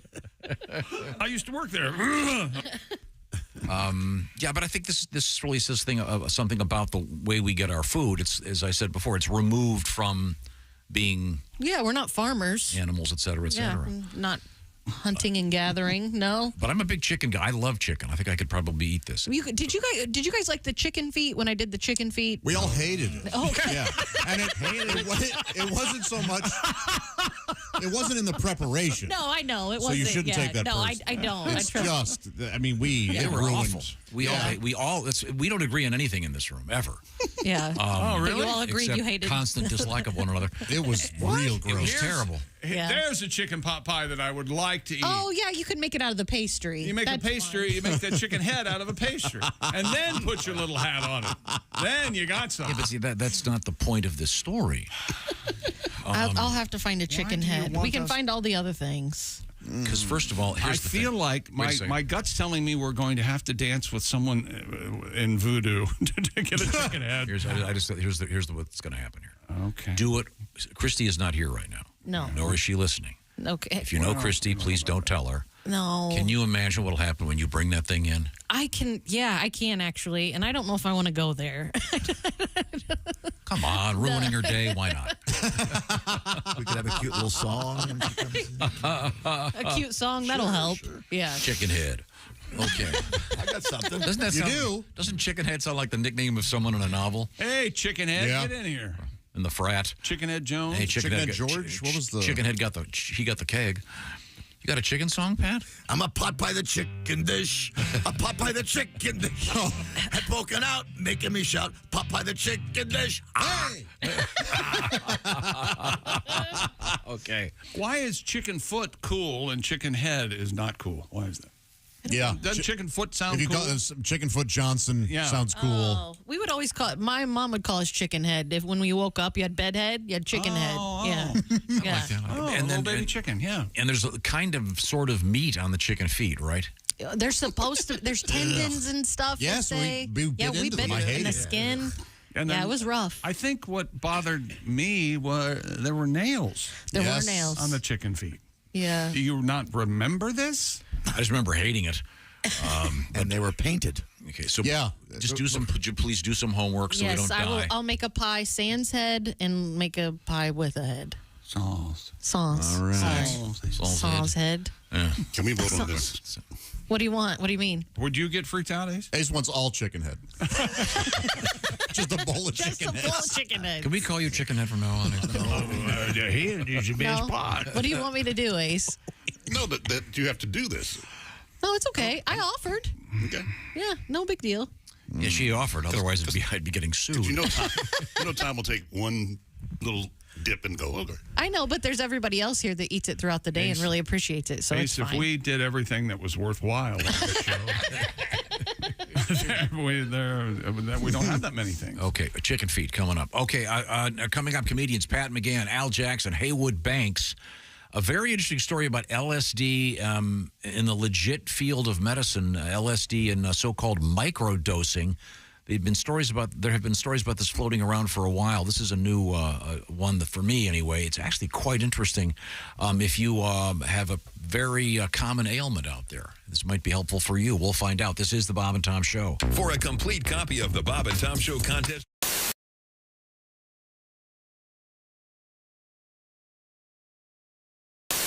We have my favorite former lumberjack is in the studio. He is comedian Greg Hahn. Hey, all right. Thanks for having me here. Hey, chick, we're going to Vegas? We're going to Vegas. We're going to get a glass of crazy, and we're going to Vegas. Little blackjack? Yeah. Blackjack.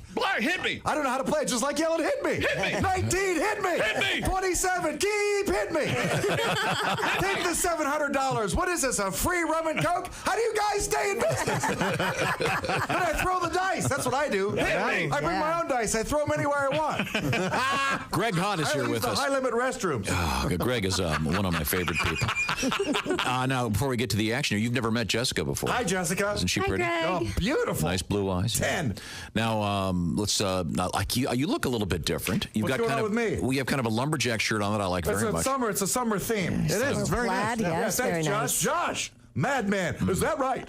Now your hair looks. Shows, what's going on with this? Your hair looks a little different. I'm wearing a mood wig. Oh, okay. wig. Nice. Oh. No. You've got a nice set of hair up there. Thanks. What color is your hair today? It's a new shade of fake. Bird's eye maple. Witness protection 22. Bozo 6. Yeah. It's a new shade of fake. Yeah, a little chocolate thunder. Yeah. What was it, Bozo 6? What'd you say? Yeah. Bozo 9. Bozo 6. Oh. I like the mood wig. That would be funny. It's darker than normal. It is? Yeah, you don't stick with the same fake color? No, I don't know. I glance at it. You just get what's on sale? What is that? Looks like you're doing Elvis just before the end. Oh, and it does not. It's a little Steven Seagal. Yeah. Not that dark. Well, it's good to see you, Greg. I got a story for you. Oh. No, I happen to know a couple things about you. Marine Corps, you were exiled as what? Captain by the time I got. Man, I was lucky to be in the Marine. Marines are so great. Okay. Oh, you learn stuff. Like now, if I'm on a bad date, I just call it an airstrike on my own position. But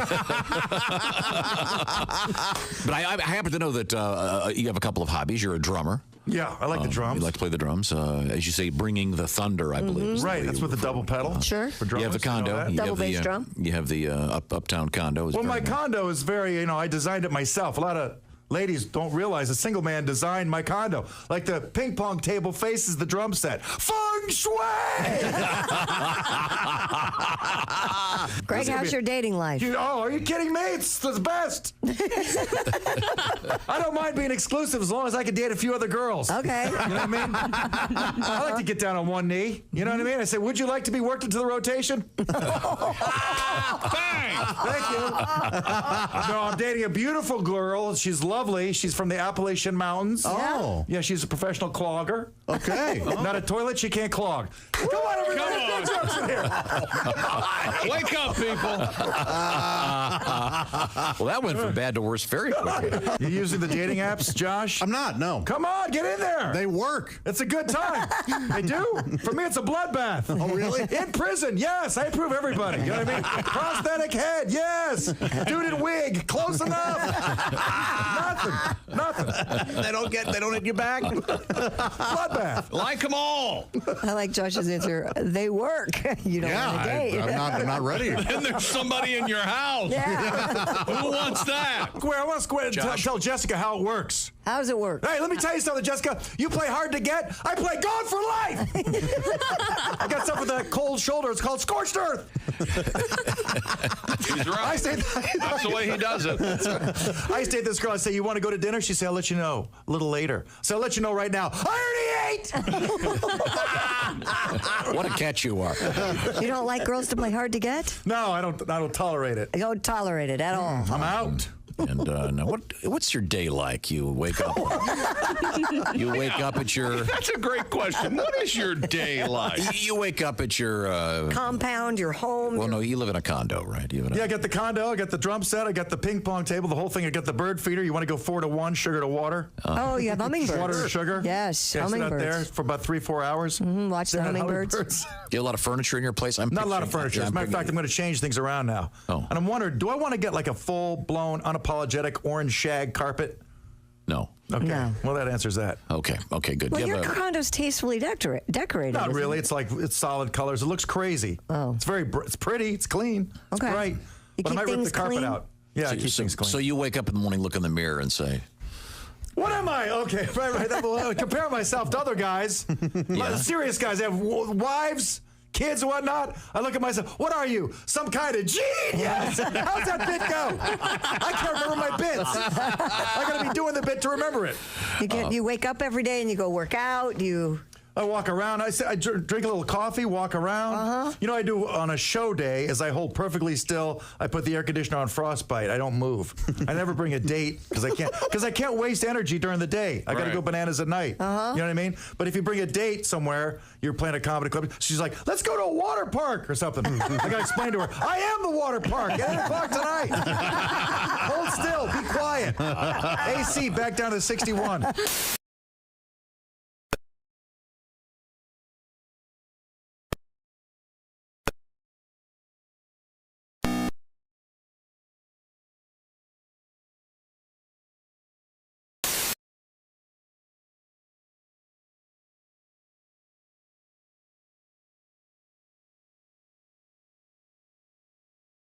Track down your real deadbeat dad and have him pay for these Barbie accessories, you know. Hey, this is Larry the Cable Guy, and you're listening to Bob and Tom Radio. If you're not, you're a communist. When grandfather dies, life will be strange. When grandfather dies, my whole world will change. When grandfather dies, I'll scream and I'll yell, 'cause I'll be rich as hell. And then I figured I didn't need to write anymore. Jeff Rothband is our guest. Jeff is a fine comedian. I actually had to do that once. What? Be a pallbearer, and that, Oh, my that's God. heavy. Yes, that's a it's heavy heavy. job. Yeah, I actually had to go to a funeral, and I was asked to be a pallbearer, and I always a pallbearer. Never the corpse. You're listening to Bob and Tom Radio. You're so weird. You have no idea. Essential Morning Radio. This is Bob and Tom Radio. Hey, welcome back to the Bob and Tom Show. It's my favorite intro music we have. There's Jess Hooker at the news desk. They call it interstitial, which sounds like some kind of sex move. Call it that. There's Pat Godwin. Hi, Chad. Gave her the old interstitial, Josh. She won't walk right for a week, huh? But Josh Arnold's here. Hello. Hello, indeed. There's Ace Cosby. It's called a rejoin. I'm Chick McGee. No, it's the act of rejoining. You can rejoin and not have music. I'm Chick McGee, and here is I love it when we get radio school on Tom the air. Griswold with our special guest, a Bob and Tom comedy legend. Ladies and gentlemen, with us in the studio. I say it for usually, all of usually it's and some Yeah, guy let's go over that. Came up. Here's Tom. Okay, thank you very much. Haywood Banks has joined us in Can the I studio. ask Haywood a favor? I don't know if you're going to remember this, but do you remember your story about when your mother named you in the hospital? How she came up with the name Haywood Banks? I was born on a holiday, and the nurse came into the room and said, "Hey, would Banks be open today?" Not a good story, but that's kind of the level of my show. Oh, it's an incredible story, and I'm so happy you remembered it. I remembered that this morning, and I heard you were going to be in. Haywood, a lot of bands. Hey, would Banks be open today? A lot of bands are going Do you out. get it, Tom? Yes, I got Okay, it. good. Got the chuckle it deserved, and now we're moving on. But I'm taking the trail that you have blazed here, and continuing our walk down. Yeah, that's what I'm doing. Follow Blazing me the here. Trail. Okay. Follow me here. Yeah. A number of bands, I'll talk to you, Waze, are going out and they're doing, for example, one of their albums in its entirety. Right. The previous Eagles tour, for example, they did the entire Hotel California album. Similarly, bands like Fish will take other bands' albums and do them in their entirety as part of their show. Very cool. I'm thinking, Haywood, maybe you could go out and bring the ladder back, and and maybe those glasses, those power tool glasses you wear, the safety glasses, and do the old the ancient Haywood Bank stuff again. Ancient. Okay. The stuff that won the San Francisco Laugh Off, and remember the cards he'd hold up. Do you still do any cards at all?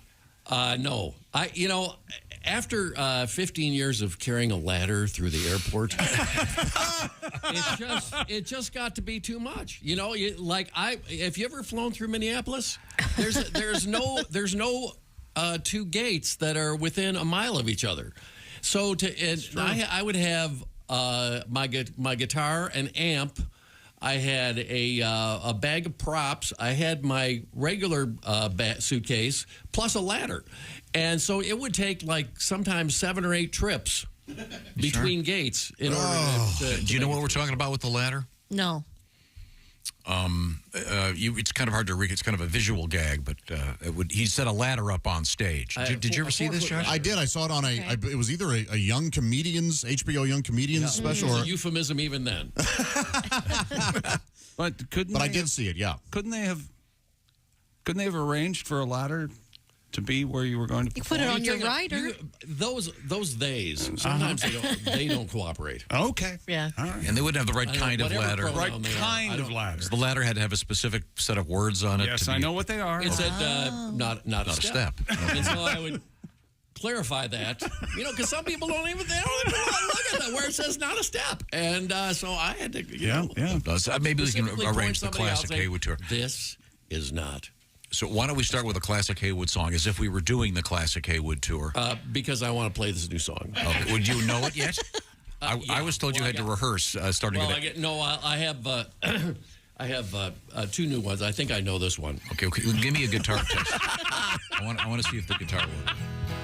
Okay, that's good. Is that good? Oh yeah. Okay. When did the show be on this early? I don't remember that. I've argued that forever. Yeah, what is it? Why not noon to 4? Noon to 4 is a nice time. Can't pre-record anything? Can't do it. Okay. I feel you, brother. Okay.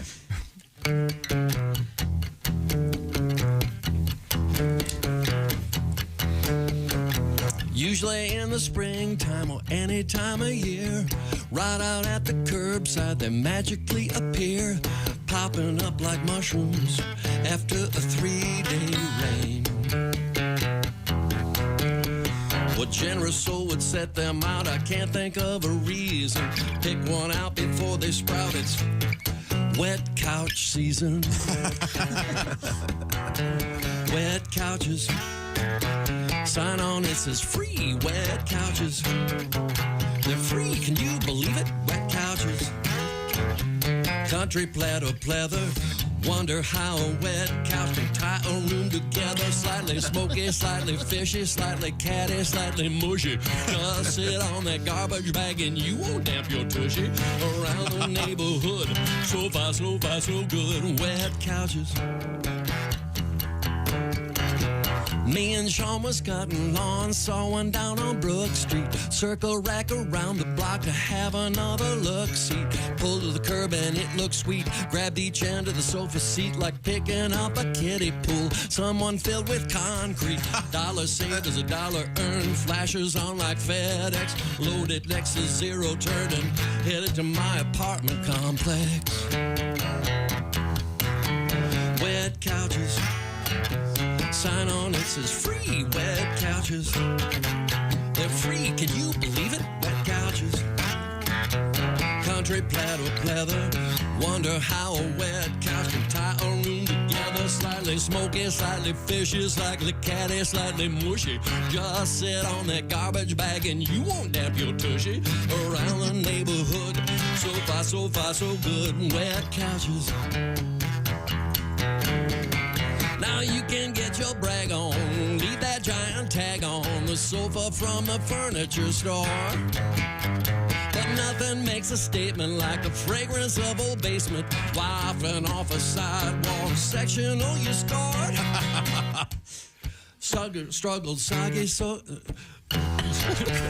Wet couches. Wet soggy sofa, second floor. Downstairs neighbor freaking. Bop, bop, banging on the door. My sofa leaking through her ceiling. Shorted the lamp, scared the cat. Got her couch all dipped and wet. On a cardboard I wrote free. Sean knew I was thinking. Picked that couch up off the floor. Asked the lady, hold the door. Set her couch down at the curb. Just as it started sprinkling. wet couches. Sign on, this is free wet couches. They're free, can you believe it? Wet couches. Country platter pleather. Wonder how a wet couch can tie a room together. Slightly smoky, slightly fishy, slightly catty, slightly mushy. Just sit on that garbage bag and you won't damp your tushy. Around the neighborhood, so far, so far, so good. Wet couches. All around the neighborhood, so far, so far, so far, so far, so far, so far, so far, so far, so good. So far, so good indeed. Thank you very much. Haywood Banks, a tribute to taking your furniture off the street. It's been a while. You see them all the time, though. And the universal guy carrying the mattress on the roof of the car. Yes. Just saw it again the other day, and you got two arms coming up, holding it on as they enter the freeway. Good luck. There was a study done that that said that if you put a sign on a couch out there that says free, it'll take a couple days. If you put $10 on, it'll be gone in like an hour. Really? That people want to steal. Huh.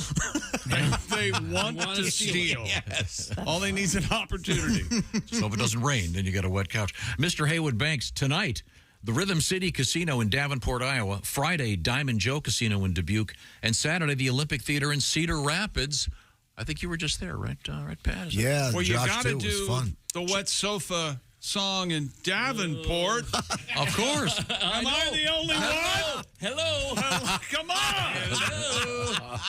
We're going to come right back. This is the Bob and Tom Show. Thanks for listening to the Bob and Tom Show this morning. The show is also out there for you on our YouTube channel. Watch and subscribe.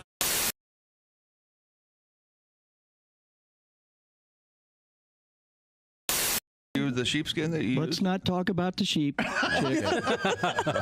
Okay. Brings up some really sad memories. Okay. Well, no, I know you've got It's an tough when you name 'em. An It's a tough original breakup. song. Yep. This is an original song from the Electric Comets. Can you guys favor us with a tune? Yeah, we play all originals because, of course, we're not even allowed to listen to the radio, so I don't even know what you guys hear. That's true. Well, go ahead, but I'd love to hear it. Well, all right. This is a little song goes a little something like this. It kind of tells you who we are. Oh. Carl, would you look at Barry back there? He's playing those drums like a crazy Mennonite. Yeah, for that he will surely burn in hell.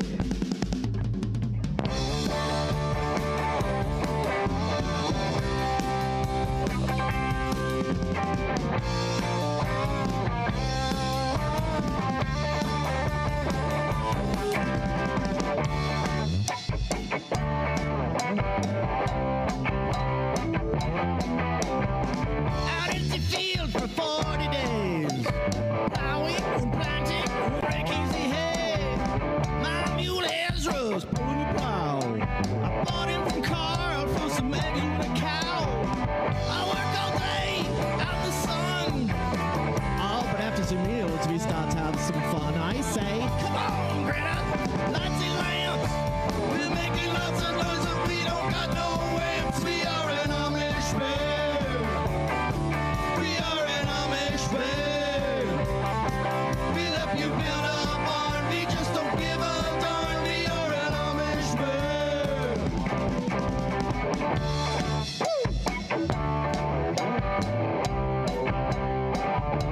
The women folk up in Napanee are working their churns for great Barry and me. Sweet butter, rice make pies. Some of their cider about to make me high. Now these young maidens, they had a band. They was out to meet us boys in the band. They said, the parson's gone, now's our chance. And we proceeded to have a big square dance. We are an Amish band. We are an Amish band. We'll stay all night and play, but first we all must pray. We are an Amish band. Give it up for Graver.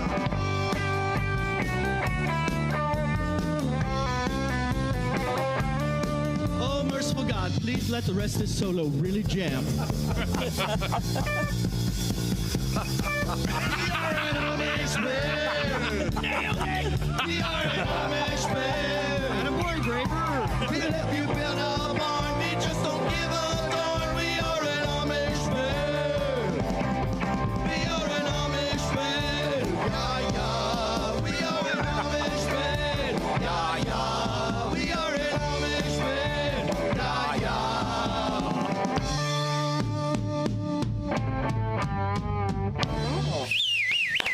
Hey, the Electric Amish, ladies and gentlemen.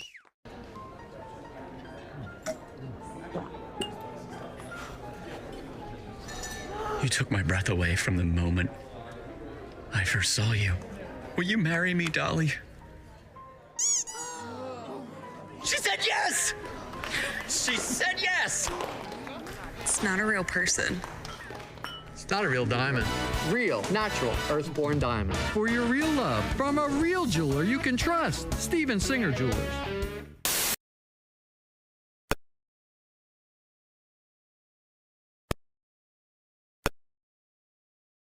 Bob and Tom 24/7. Hi, this is Andy Kindler, and this is a different register in my voice. And you're listening to Bob and Tom Radio. So continue. Yours truly, Artie Whiskey, frontier golfer with another true tale from the Old West. Really? As you know, I'm quite the avid golfer. I go out just about every day and play 18.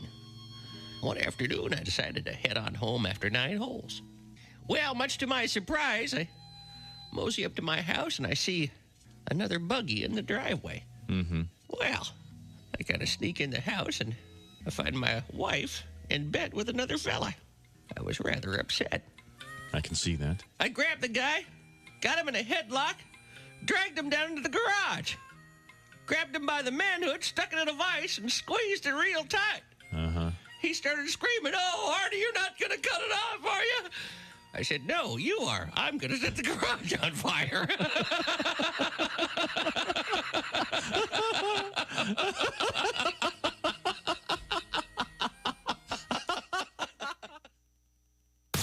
You're listening to Bob and Tom Radio.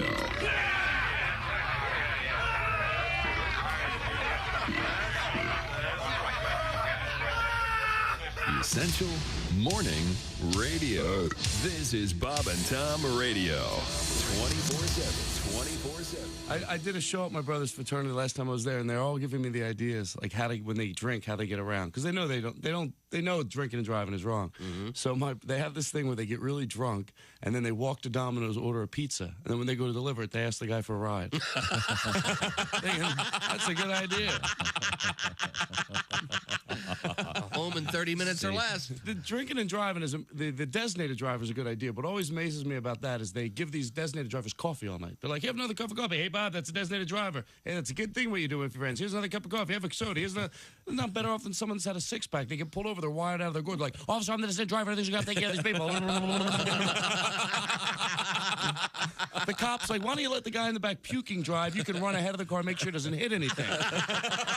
Comedian Greg Hahn is here with us. I love going on dates. You get to go to the girl's place and meet her pets. They always have cats. It's always cats. It's never anything cool like a wild dingo or Wolverine. It's never a venomous duck or a bat. Venomous duck. Never get like a porcupine. It's usually usually 2 cats. Like a little one she just rescued from the trash 10 seconds ago. Just got run over by a train or something. Still has leaves stuck to its rear end. It's bulimic and anemic. Then the girl's gonna tell you like the story how she met the cat. "Oh, I put some milk out on Tuesday. She drank all the milk and came back on Wednesday." That's a beautiful story. Take your top off. Hey, don't say we didn't warn you. Oh, my God. There's laughter ahead. Everybody. Sorry, my fault. Welcome back to the Bob and Tom Show. Jess Hooker at the news desk. Hello. There's Pat Godwin. Hey, chick. He's in the performance room. There's Josh Arnold. Hello. There's Ace Cosby. Hey. I'm Chick McGee, and here's Tom Griswold. We have a special guest. Another one. Yes. This is going to be a big day for guests. We have just heard from Haywood Banks, and Haywood's going to be coming back in a few minutes. But right now we have been joined by the tall, lean Pat McGann is here with us. Hi, Pat. And hey, thanks for nailing my intro. This way, tall and lean. Well, this is radio. They can't tell. Yeah, right? No, I could say squat, fat, Pat McGann, but that would be incorrect. Normally you say you're very fit. Do you work out? Uh-huh. What's that head of hair look like? Stuff like that. Yeah. And I keep thinking Pat McGroin. I'm sure you're that. Well, that would bring a kindergarten flashback. I bet. That's what we try. It was everybody's comment on me. That's what we try. That's what we try to do. What's going on in your life? You're a father of how many? 3. That's what I thought. Yeah, sure. Yes. You Yeah. can't have them outnumber the parents. That's not a good idea. Yeah. It's Then you got to start playing zone. How old are they? They are 6th grade, 5th grade, 3rd grade. So I got 11, 10, and 9.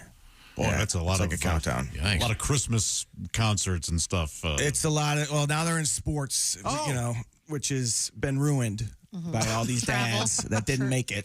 Yeah. It's like they actually volunteer their time. They're like, hey, we just want to teach them it's a game, so we're playing 80 of them in 60 days. We got 80 games. Some are in other states. Yeah. Like, have you seen this? Like, where you go, you could go around the block and get your ass kicked. Why are you flying to Connecticut? You suck. Yeah, that's true. Travel ball, Tom. Travel ball. You're making the travel team. Yeah. They look good though. That's why we keep signing them up, because they give them the uniforms that are like embroidered. And you get a trophy for everything, right? Oh, it's like every tournament. And the uniforms are huge. Like, yeah. Are we catering to the bigger kids now, the husky kids? Like, I'm sorry. When I was little, the fat kids had to wear tight shirts. Actually, it made them better athletes. It like squeezed them and made them faster. Those chubby missiles flying around the bases. We had no clue who they were because we didn't have the names on the back. We always had like a funeral home. I was sponsoring the squad. My brother played for Spermuley Insurance. No kidding. Oh, yeah. Not joking. Spermuley. Yes. Spermuley? Yeah. Wow. Spermuley. I'm totally serious. Yes. That was an adult league. Oh, that's nice. Why wouldn't you get rid of the name and just like Granite Insurance? I don't know. I'm sure the Spermuley family, they're very high great people. Spermuleys. Okay. Wow. Yeah. Now, Pat, are you secretly hoping they don't get good enough to make the travel team? I mean, I'm into it now, but it's a little much. And the cost of it is, like my son got his own bat. They all have their own bat. It's like you've seen 3 good pitches all year. Why is your bat $390? Right. And why can't you hand it to the next kid when you're done striking out with it? So we have $4,000 worth of bats in the dugout. We have 2 hits. And the coaches got it too. They got the huge equipment bags all embroidered. My coach had a bag he brought back from Vietnam. That was our equipment bag. We had a big green duffel. Yeah. They go in there, grab a ball. Like, I think I found a grenade. That was before background checks, right? That was when they were like, hey, this guy's your coach. He said he'd do it. Some lone wolf. Our guest is comedian Pat McGann. 3 kids in 3 years. Yes. Wow. Back in the day. Birthdays close? I mean, are they all born the each same about month? like 15 months apart. Okay. Yeah. So there was a slight rest period. Yeah, there was a slight rest period. Okay. A little bit of little bit of icing. Don't get too personal. Because we had a story either last week or the week before. Remember this? Yes. They had 3 kids and they all had the same birthday. Yes. Oh, my gosh. But- Naturally, though, right? Yeah. It wasn't scheduled. Right. Weird. Oh, it Yeah. wasn't scheduled. No, there's another family who scheduled theirs, but there's like 6 of them. Yeah, they scheduled them that way. 6. But Yeah. apparently Yeah. the whatever fertility ritual they went through or whatever you want to, mating movements, it was apparently all the same sort of... Mating movements. You know what I'm That's a saying. new one. You know what I'm even for saying? me. When they would make the move to have Yeah. another kid, they would time it out so that... Oh, I thought you were saying like they did like it was some kind of choreographed sexual activity that made each baby born on the same No, day. I meant calendar-wise. Okay, got you. I like when mine are born around this time so they can help with the next harvest. Yeah. Time it out. Yeah. I was out driving late last night, and it's amazing. I was in the middle of nowhere, and you see these huge combines with the lights on, and like 5 of them on one field. So wow. Yeah. It kind of reminded me of when you go skiing, and at night you see the tractors up in the hill grooming the snow. Yeah. Which would be more fun? When you're grooming the snow, at least something can go wrong and you can go plummeting down. That's true. It is scary when the tractor lights shine through your window in the middle of the night. It's 2:00 in the morning. It'll scare you. We get letters from folks that are driving those things, listening to the podcast or whatever, listening to the rebroadcast. Yeah. We'll come in and, hey, I've been spending the whole night driving a combine in the middle of nowhere. It's lonely out there. But I mean, these days, at least they've got air conditioning and all kinds of cool Yeah, stuff they're in there. nice on the inside. Very, very nice. Now, we are in the middle of a newscast of sorts with Jess Hooker sitting in for Christy Lee. We are Comedian doing Pat news. McGann has joined us in the studio. Pat, by the way, is at the Improv in Kansas City coming up this weekend, starting Friday, and he'll be there also on Saturday. And then it's the Schrott Center for the Arts in Indy coming up Saturday, October 21st. All right. What have we got in the news? Organizers of a graveyard bash at an Indiana cemetery are facing backlash on social media. The Indianapolis Star reports that the event at Crown Hill Cemetery is offering haunted hayrides, trunk-or-treating, pumpkin carving, face painting, a live DJ, and a costume contest in celebration of Halloween. Live DJ as opposed to a dead one. That'd be rather awkward. Some social media users took issue with the event, mistakenly believing that it would take place among the grave sites. Organizers assured them that the annual graveyard bash takes place in areas outside the actual cemetery. Okay. Which is not uncommon. There's a place on my side of town where they call it the Life Center, but it is on the cemetery property, and they host weddings there, wedding receptions. Yeah. Can you see headstones? Oh yeah, no, it's right there. Okay. It's right there. That's a little. Yeah. Wow. But I mean, a Halloween party at a cemetery, I can dig it. Can you dig it? Can you dig it, Josh? You know I can dig it. I can absolutely dig it. Yeah, that's really. Talking about digging someone up. We can dig it, baby. Yeah, we can dig them up. You know, that reminds me, though. Josh, didn't your grandmother and grandfather... They did. They extended care facility. They loved were. it. Yeah, they loved it. They loved it. Now, Pat, I don't mean to be too personal. Are your parents still with us? They are. Okay. Yes. So you haven't had the unfortunate occasion to bury them. Oh, wow. Thank God I haven't. No, he hasn't. Oh, okay. That's good. Yeah. Josh, but in the case of your grandparents, sadly, they're gone. Yeah, sure. Yeah. But they lived long, wonderful lives. Good. Yeah. Well into their late 90s, and they lived in a facility, Pat, that they just, it was, one of those retirement community type things. They just loved it. And they loved it so much that they insisted that their funerals take place on site. There was a chapel on site. But the chapel happened to be right next to the rec room. Like literally, they shared like a vestibule, and one way went to the rec room, the other way went to the chapel. Tom, did you know about we that? have a recording of that. Oh, really? Yeah. Is that right? It's kind of solemn, so I don't want to bring everybody down, but here it is. You can see the casket over there, open casket. Which is, hope that ball doesn't go in. That'd be awkward. Oh, wait a minute. It's a pretty good rally. Those old people are good. They have time to practice. Have you ever been to one of these facilities? I'm fascinated by them because they're great. You don't even see old people like you used to. I feel like it's like we hide them in those places, And now every commercial is like, do you have a loved one in a nursing home that you haven't thought of till now? Like that's everyone's retirement plan. Like put your parents in a home and then sue that home. For neglect. It's like my mom was in a. When did the neglect begin? My mom was in a great one, but I mentioned this not too long ago. I'm not kidding. Each door, it was like apartments, and my mom had her own kitchen, the whole deal. It was a great place, a couple of bedrooms. But each door, as you walk down the hallway, had a slider thing for your name. Oh yeah. Like in an office? They decorate the doors, too, don't they? They do, yeah. Yeah, but the slider thing was disturbing because you'd get there, you'd be gone for a couple of months, go visit Mom, because she was lived pretty far away, and I'd go visit her, and some of the sliders would be gone. Yeah. Sure. If they hadn't been replaced yet. They should do it like when they do stadiums. You know how these stadiums have naming rights, and then someone stops paying, but they keep the stadium name until they get somebody else, sometimes for years, because they don't want to admit that Enron's gone, but we're going to keep calling it that. They should do that with the room. I got to go see Grandma. She's in the Silver Centrum apartment. That sort of thing. It's like a dorm, but you don't graduate. You just die. You know what I mean is, Josh, even though the person that was there is deceased, leave their name. Yeah, I used to see it. Yeah, just so it doesn't look like, There was a guy named Kermit who apparently lived in my grandparents' place, and I always got a kick out of the fact that his name was Kermit. And then one day I walked by Kermit's, and it wasn't Kermit anymore. No more Kermit. Man. It was Fozzie? Yeah. Yeah. My grandma actually lived in one of those at the end, and she was always open about wanting to go. You know, when you visit your grandma, like, I'm ready to go.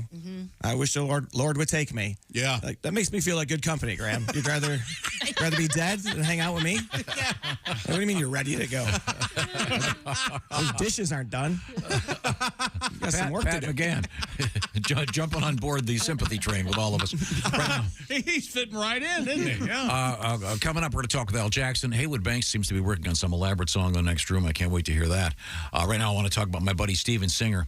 He's kind of a giveaway. He's giving away free lab-grown diamonds. Why? Because he can't stand them, doesn't think they're worth anything. And if you buy a real one, he'll give you one of the fake ones. The word diamond, by the way, the Federal Trade Commission has weighed in on this. They actually strongly enforce language about diamonds. The word diamond is used, it can only mean a real, natural diamond. It's never been about the chemical makeup that makes a diamond special. It's about the rarity and natural beauty that a real diamond symbolizes. Steven Singer has never sold and will never sell something that has no intrinsic value. To prove it, Steven continues to give away a free 1-carat lab-grown diamond with any purchase of a real, natural, earth-born diamond. See what I'm talking about by visiting him at IHateStevenSinger.com. Halloween, great time for a little trick-or-treat with the missus.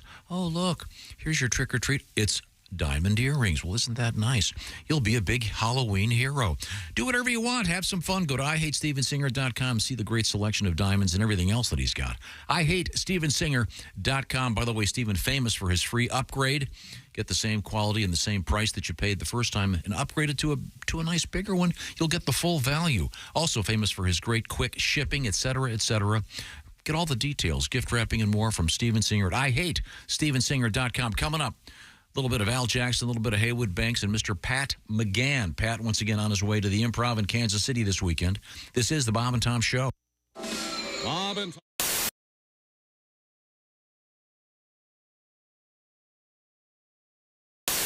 I can't help but notice that Todd Boner, the bass player, is now sporting one of our new camel toe T-shirts. Oh, cool. Look at that. Todd. Donnie wearing his traditional wolf with a Santa cap on. Yeah, I'm getting ready for the holidays. I'm sticking right with the wolf, Tom. These colors don't run. Okay.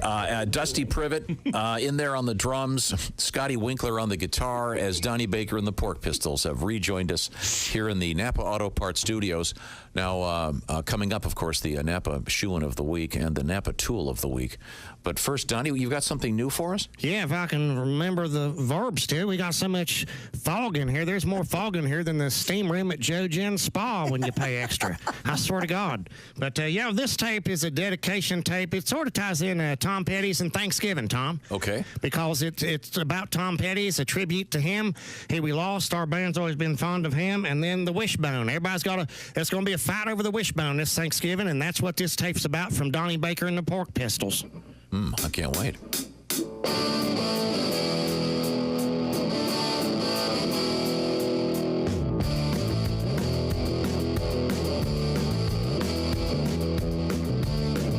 Tonight we write a new love song. Tonight it's on like Donkey Kong. Excuse me if it goes down, but if it stays hard, you're in Tuggy Town. Whoa, come on, chick, sing with us. Yeah, erections, baby, custom built for you. Come on, do me, honey, before these turn blue. Now and then, I get this feeling. Sometimes it happens for no damn reason. Excuse me, I know it's wrong. The time I got a boner when I met your mom. Oh, yeah, erections, baby, custom built for you. An angel scanner knows just what to do. Erections, baby, custom built for you. And tell your mama there's room for two. Oh. All right. Okay, Donnie. How good a song is that when it still sounds good? Yeah, no kidding. That's Mom, her mom, huh? Yeah, well, I mean, Angel's mom was fire-ass hot. And Angel sort of looked like Tom Petty's. And her mom looked like that, too, but her mom wore them dark, like them transitional frames. I can't afford them. And so her mom she was hot, too. She sort of resembled a young Mitch Hedberg's. So between those two. Sounds lovely. He always wore the transitional shades. Good point, Don. It's literally just water. Mouth it? Has that been throwing you guys off? Like, I've been told that when I drink out of bottles that I really, like, wrap my whole mouth around them or whatever. And I'll be honest, I have no idea what people are talking about.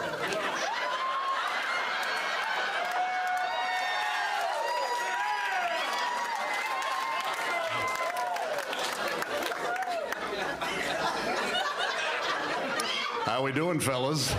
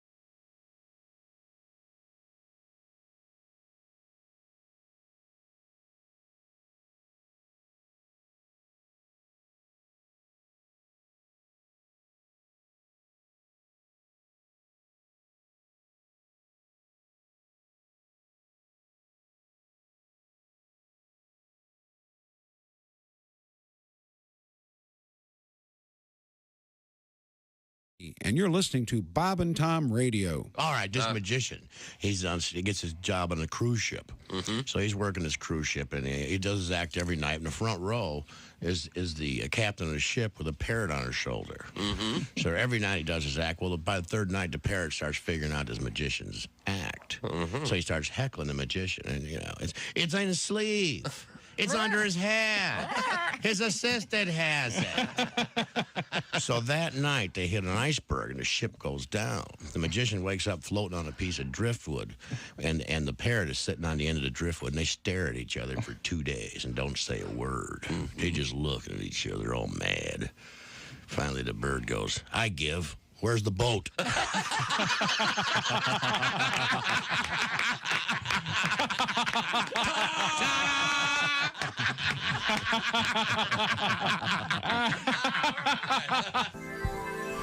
Hey, welcome back to the Bob and Tom Show. Christy Lee is on vacation. That's Jess Hooker at the news desk. Hello. There's Pat Godwin in the performance room. Hi, Chick. There's Josh Arnold. Hello. There's Ace Cosby. Hey. I'm Chick McGee, and here's Tom Griswold. Mr. Godwin and Mr. Haywood Banks appear to be conferring in there. And we have a guest, Tom. I just was saying, a potential train wreck. We'll look forward to that. We have a couple guests joining us in the studio. That handsome man is, that's Pat McGann from Chicago. And joining us via satellite, it's Al Jackson in a different place. Did you move, Al? No, I'm switching studios. And so I just have this background, and I have this weird chair, so just no matter how I sit, I look like I'm giving a Playboy interview. Wow. Where'd you get the time machine to get that sweatshirt? Sweatsuit. Yes, it is. It's a full ensemble. And Tom, honestly, bro, we've talked about it. If we're talking formal, I really like the late 50s, early 60s era houndstooth. Dark wool. I want to be dressed like NFL coaches were, like Hank Stram. I like that old school look. But like when I'm cash, I keep it 83. I always look like I'm about to go to the vitamin store. Yeah, that has a kind of a dated feel to it. But does that have matching pants? No, I got some seersucker pants on today, just for you, Tom. Oh, nice. Vibes. We're hanging on to it. I like the seersucker. Al Jackson is one of the featured performers on the Daily Blast Live on a TV or a computer near you. Well worth watching. Al, would you say you're the most handsome of the two of you? Absolutely not. Jeff, my co-host from Big Brother. I remember when because we did the final round of auditions. It's crazy. This was 7 years ago, and then I went on tour with Hannibal to Australia. So when I came back, I found out I booked the show when I was on the runway leaving the States. And when I came back, it was phone numbers, but I didn't know who they were attached to. Like, oh, congrats! I can't believe we're doing this crazy show, whatever. And when Jeff walked, I was like, oh, the good-looking white guy made it. Like that, but Jeff is such a good-looking. Like my co-hosts are all so good-looking, and I'm a comic, so I'm not. I was like, wow, like what do you do when you look like that? Oh, I think you're very handsome. Don't you think? I'm handsome for a comic, maybe, but like there's some like when you go to auditions and you're like, oh my god, like some people are stunning. They don't have to be that interesting because they're hot, but it's. I think it's good. I think if I was really, really good looking, I don't think you'd be as interesting. You don't need to be. Well, be that as it may, we should explain to Pat what's happening here. Al is a man of the street, even though he grew up about 1,000 yards from where I grew up, but a decade or so later. He likes to help me with my street lingo to make me a little bit hipper, which I know that's a little bit hipper. Yeah. So what have we got in the world of language today, Al? Tom, we got some good ones. This is one of my favorite weeks. I just want to get right into it. Tom, this is one that I hadn't heard, but I think you can put it together through context. Tom, what does it mean if you said, I'm going to touch some grass? Oh. I'm going to touch some grass. Yeah. It's not as simple as grass being a marijuana reference, I assume. No. Does it mean... I think my jacket made you think that was the answer. It's not that. You're going to go outside and get some fresh air and maybe play some softball with your friends? Is that too... You're on the right track. You know what, Tom? I'm going to give you that one because it just means to go ground yourself. Like, man, you look, I do the show 5 days a week. I have a ton of kids. The old time G stressed out. I'm just going to go touch some grass for a little while. I'll be back. Yeah, just to go, to touch the earth. Yeah, relax a little bit. Al, the only time I ever touch grass, I've got a plastic bag in my hands. I'm reaching down to pick up the dog poop and then tie it off and carry it back home. Yeah, I got to do more touching that's grass. The thing with dogs. I just like every time I think about getting another dog, I'm like, how much. You look at your dog and your relationship in like years, but you should look in terms of poop. How much poop am I bringing into my life right now? And if the answer is not enough, then it's okay, cool. But it's a lot of poop, and it should factor in. It's a lot of poop. No dog, Al? You don't have a dog? I have a dog in L.A., Leilani, and I miss her. And I was like, well, should I get a dog here in Denver? And, I got the time, I got the space, but it's a lot of poop. It's a lot. And then when it's cold and it's blizzard and you're just like, oh, the poop's still coming. Poop don't care if it's blizzard. Poop don't care what time of year it is. Poop don't see. Poop gives 0 Fs. Yes. Poop don't care. Poop don't care. Can somebody make that a T-shirt right now? Okay. Al Jackson is our guest from the Daily Blast Live, also hanging out with the Chicago's Pat McGann. Pat, by the way, is on his way to Kansas City, Missouri at the Improv this weekend. Al, so good to see you, man. I hear you, man. I know Al. I don't want to talk across you, but I love seeing him. I haven't seen him for a while. I do have a dog. I have a golden doodle. And I got to tell you, get a doodle, man. These poodles are banging everything. They're dropping them everywhere. Mine's supposedly Irish. He was born in Indiana, but he's a Irish golden doodle. Very nice. Very nice. Yeah. Now, let's move on. Al, what's our next word? Tom, I like this one. Era. I know we're all over Taylor Swift saturated.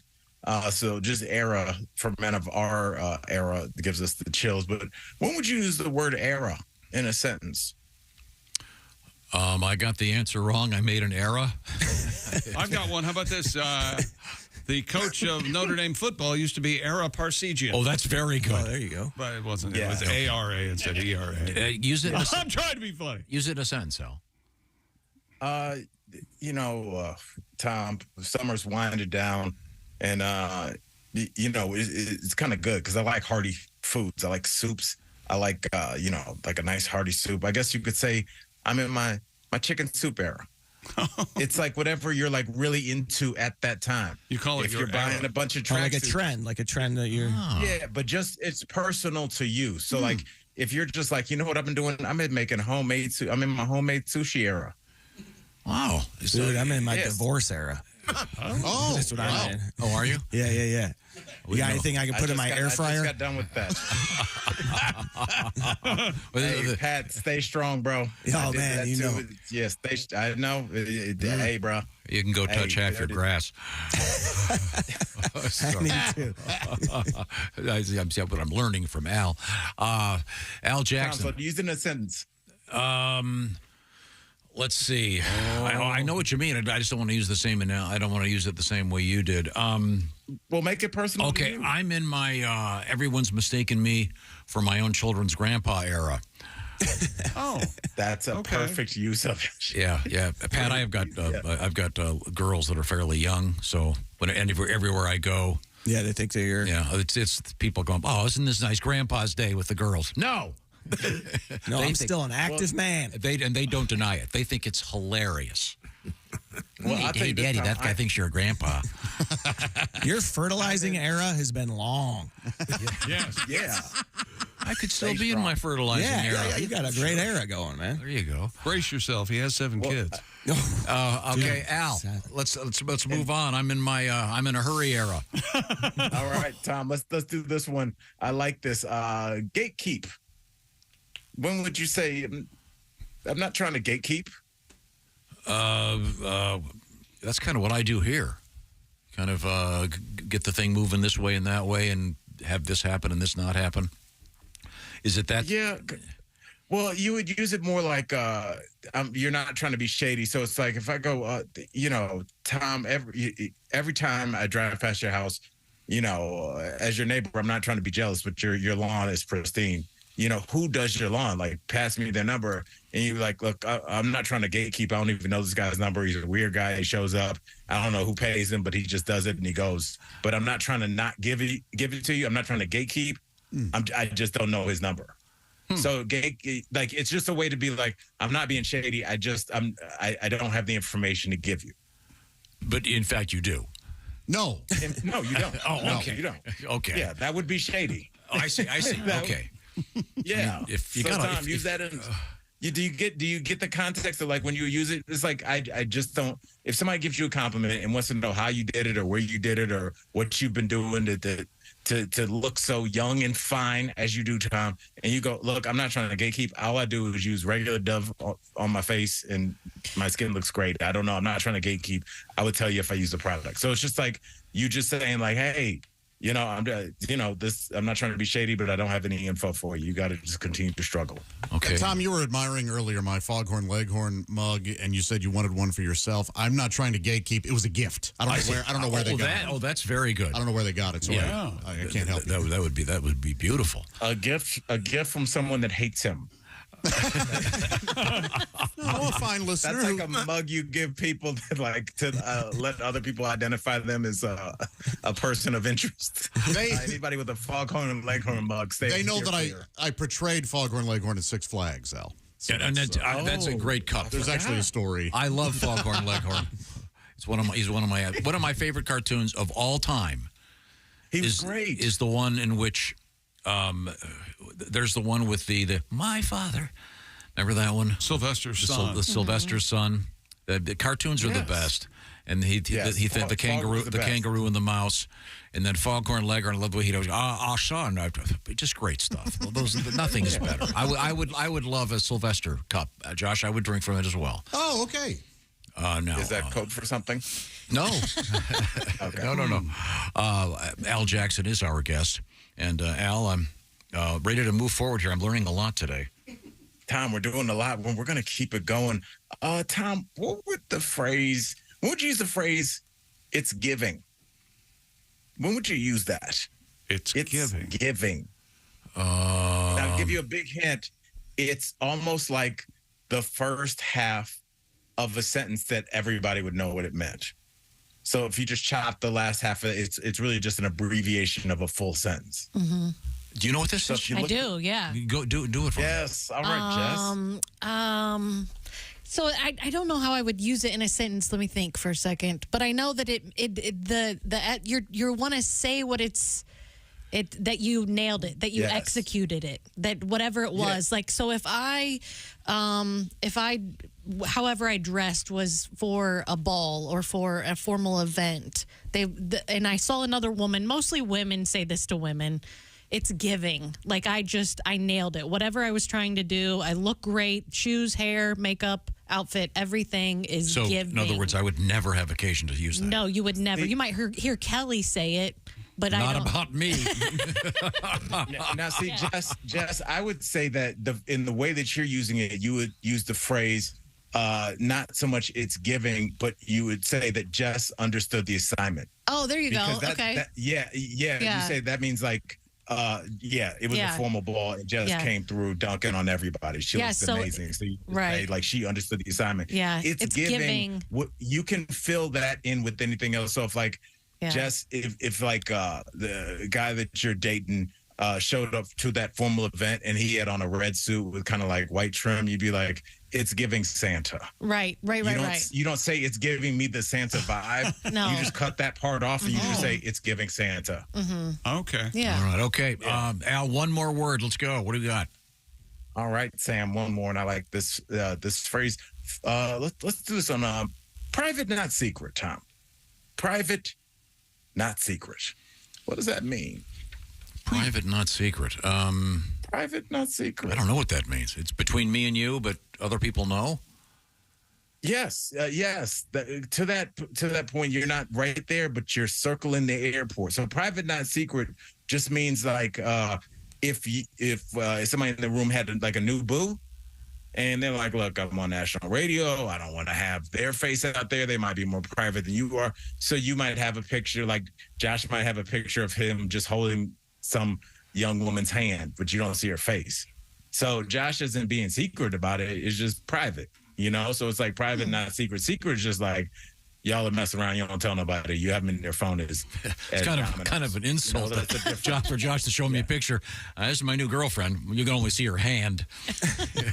Well, it was a second date. That's and what's it the only part that you were familiar with. It's the only part I've cut off so far. Al can be seen in the Daily Blast Live, and Al has a new album out there. You want to tell me about where to get that baby, Al? Yes, my new album is called In Earnest, and you guys can get it anywhere that you get your streaming music. I appreciate you guys listening. The numbers are great, and please keep it up. In Earnest by yours truly, man. I love y'all. Thank you, Al. It's always a great pleasure. Now, we're going to come back. Good seeing you, Pat. Stay strong, bro. Great to see you, Al. We're going to come back and find out what the hell's going on with Pat. So they slipped that out during his our little... I don't have anything more. I mean, it's private. Not secret. Not secret. Yeah. But I am going to gatekeep. There you go. You want to be private, not secret? You want to be private, you need Simply Safe, the do-it-yourself, design-it-yourself home security system. And Simply Safe Home Security has their revolutionary home monitoring innovation, 24/7 live guard protection designed to help stop crime in real time. Now, if an intruder breaks into your home, Simply Safe professional monitoring agents can actually see, speak to, and deter them through Simply Safe's new Smart Alarm wireless indoor camera, stopping them in their tracks. 24/7 live guard protection is made possible by the new Smart Alarm wireless indoor camera, available with Fast Protect monitoring plan. It's the only indoor security camera that can trigger the alarm and instantly deter intruders with a built-in screen. You can install it your way, the way I did. I did it myself. Or, yes, you can have Simply Safe experts set it up for you. Either way, it's easy to protect your home. For a limited time, get 20% off your new system when you sign up for Fast Protect monitoring. Visit simplysafetom.com. That's simplysafetom.com. Remember, there's no safe like Simply Safe. Read the reviews. Simply Safe is the best. And, for a lot of folks, I think they might have been, I don't know if I can install it myself. Well, if Chick did it, you can. And if I did it, you can. But they now have a professional installation if it's going to make you feel a little bit easier. Simply Safe, now is the time for you to get involved. It is really good stuff. Like I said, read the reviews. Coming up, comedian Pat McGann, comedian Haywood Banks, who's apparently collaborating with Pat Godwin in there. Yeah. This could be beautiful. It could be a train wreck. We'll find out. That's what this is all about. The potential of failure. This is the Bob and Tom Show. Got some.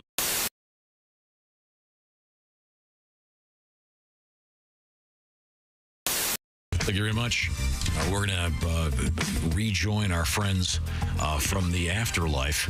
The great band Here Come the Mummies are joining us. There they are. By the way, you can watch them on YouTube right now in our studios. We're here, baby. Yeah, there we go. That's Mummy Cass is the spokesmummy, along with an aggregation of the dead. And you had one more song for us? I know we got a few more coming, but we could get one in right now if that works for you, Mummy Cass. Yeah, baby. This song's about credit cards. What's in your wallet? You know what I'm saying? All right. Yeah. 1, 2, 3.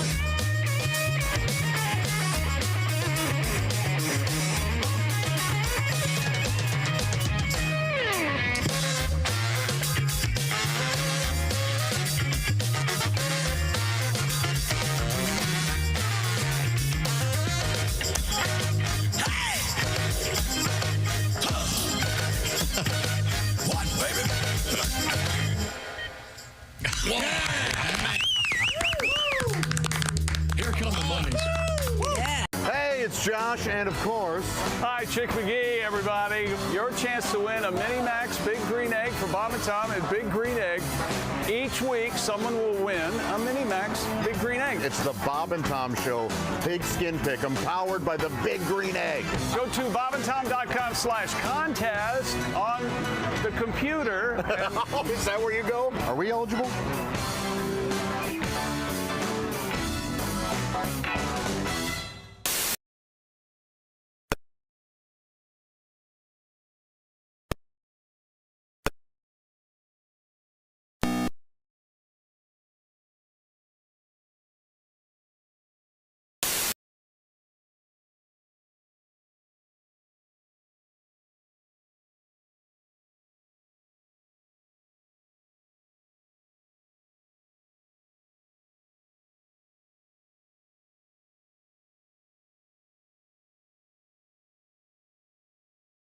And through a bunch of weird experiences, I've become friends with Justin Verlander. He's a pitcher for the Houston Astros. Yeah. At the time, he was pitching for the Tigers. They were in town playing the Royals, but they had a night off, so he and I went out and had a couple of drinks. And he said, no, watch this. He calls the waiter over. He goes, who's that chick? And he goes, well, I don't know who the chick is, but everyone at that table's Mumford & Sons. He sends them a bottle. They come over. Turns out it's not Mumford & Sons.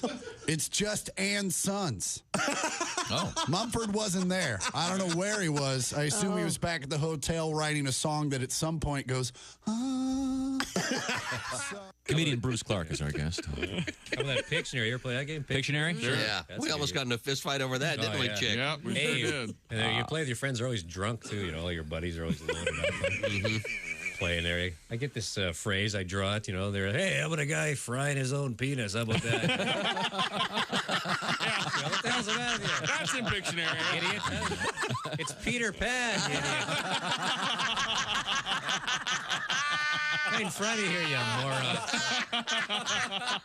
You don't say we didn't warn you. There's laughter ahead. This is... Welcome back to the Bob and Tom Show. Jess Hooker at the news desk. Hello. I'm so excited. Pat Godwin is in the room with us. This is unheard of. Weird. Very weird. It's wacky stuff. Haywood Banks rejoins us. There's Josh Arnold. Hello. There's Ace Cosby. Hey. I'm Chick McGee, and here's Tom. Yeah, we're doing some musical chairs in this room. I'm not sure what's going on. Patty G, normally he's in his own studio. Your mic's not on. Joining us over there, it's Haywood Banks. Say something now. We undid a shock collar so he can come in here. Okay, now you guys are going to sing a duet? We're the Kingston duo, yes. Oh. We lost John Denver. Okay, do we need any introduction, or is this good? This is a song about our favorite. Huge fan of this.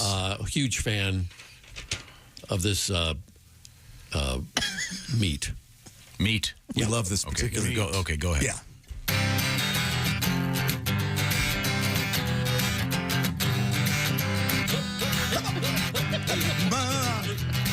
If I had a ham, I'd ham it in the morning, I'd have it in the evening, all over that ham. I'd ham in omelets, so I'd ham in sandwiches. I'd keep the ham from my brothers and my sisters, cause my fam would be all over my ham.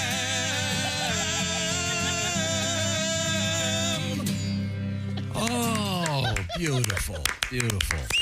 Very nice. Thank you. Amazing. A tribute to ham. To ham. This is nice. You don't get a lot of those. I certainly enjoyed that. Just wait until they try Spam. Oh, yeah. Wow. If I had some Spam, I'd Spam it in the morning. Well, thank you very much, Haywood. Haywood Banks, by the way, will not be doing that song, but will be doing many of his classics at the Rhythm Maybe City. I will. I don't know. The Rhythm City Casino in Davenport, Iowa tonight. Diamond Joe's Casino in Dubuque Friday and Saturday, the Olympic Theater in Cedar Rapids. And we're also going to be rejoined by comedian Pat McGann. He's in the other room sobbing. Look at Godwin. He's already back in the... He couldn't wait to get out of here. I feel comfortable in here. I like it when you're in here. Thank you. Yeah. No one joined in to say they did. Yeah, of course. Yeah. No, I like it too. It was cool. It was cool. Okay. We all deserve our own space. Extraordinarily awkward. Very cool. It was awkward? I thought so. Let's get one quick news story, then maybe one more song out of Haywood. What was your idea? Manhole covers are becoming collector's items in Japan. Here we go. The Guardian reports that many of the country's decorated manhole covers are reaching the end of their service life. So officials... Wait, whoa. How could a manhole cover... They crack, they break. What? They're made of steel and iron, and what kind of crappy manhole covers are... I don't know. In Japan, I'm not sure. Yeah, I don't know. Maybe they're not made of something sustainable. Don't they have gyre? What? Did you just say gyre? I was trying to say not say gyre all morning. Don't they have a giant lizard problem in Japan? Don't they? He probably stomps around cracking. Oh, you mean it's a Godzilla thing? Could be. Oh, okay. Could be. In America, our manhole covers, we keep them forever, right? I don't know. I don't know if they retire them. I want to know who wrote the, he's so cheap he throws around nickels like manhole covers. Who can? Okay. Let's see. So officials are now putting obsolete lids up for sale. According to local media, the Kyoto government recently said it will sell iron manhole covers to members of the public for $20 apiece. The country's embellished covers feature colorful designs such as castles with pink cherry blossoms, famous landmarks, and even Pokemon characters. They're going to be used to put the chain on the key for the bathroom at gas stations. There you go. That's useful. Who'd want a manhole cover? And by the way, I'm just asking. I don't know the answer to this. Are they called manhole covers in America still? You mean, are they person hole covers? Yeah. I don't know. Yeah, person hole sounds dirtier to me. Your person hole? Yeah, your person hole sounds like the place the doctor has to go for the prostate exam, fellas. Now you're going to feel a little pinch in your person. Yeah. I mean, do we still... on the pinch. I don't... Is there a politically correct term for the manhole and the... Do they say manhole or do they just say municipal? Isn't that what they mostly say? I think they just say the municipal hole. Yeah, there you go. They call it the municipal hole. Are you kidding? No, but that's what it just says on top because I think it is actually, it belongs to the government. It's a piece of property, so they have to label it. But I mean, what do the workers call it? I'm going to go down the municipal hole. Sounds like you're, I don't know, banging the mayor's secretary. Boy, that was strangely specific. What the hell are you doing over there, buddy? Well, it's a good thing Chrissy's not here. Because that's the one word she can't say. Municipal. Yeah, she admits that she's a great broadcaster, but that's her Achilles heel. Oh, gotcha. If whenever the word municipal is in a story, she looks at me and you did this on purpose, didn't you? And you did, didn't you? Yeah, of course. He does sometimes. Municipal. We're also joined by comedian Pat McGann, and Pat is a father of 3. Ex-wife of 1. No, ex-husband of 1. Sorry. What does your hat say? VD? This is it's a D. It's University of Dayton.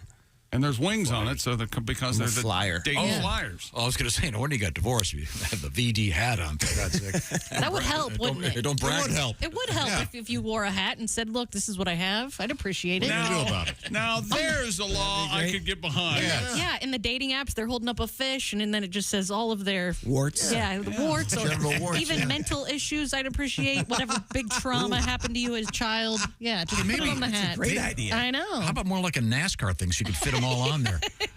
Yeah, it's sponsored. Yeah, by Bipolar. Yeah. And do you remember this thing you told me once? Hey, what about NASCAR outfits? Yeah, I always thought politicians should have NASCAR stickers all over them. Yeah, That would be really helpful. all the companies that are paying them to screw you, the voter. Yeah. Truth in advertising. That'd be great. When we come back, can we get one of the classics out of you? I'm hoping to do my Halloween song. Is that possible? That's which one? The Halloween song. Okay. Halloween story. I know of 3. Maybe it'll be a medley. We have a couple requests for some classic Haywood coming up in just a few minutes. And also we have an interesting booze story. We have both coffee and wine in the news today. And we got to get this Bigfoot story in for Josh, because Josh is a Bigfoot fan when we return. This is the Bob and Tom Show. Thanks for listening to the Bob and Tom Show.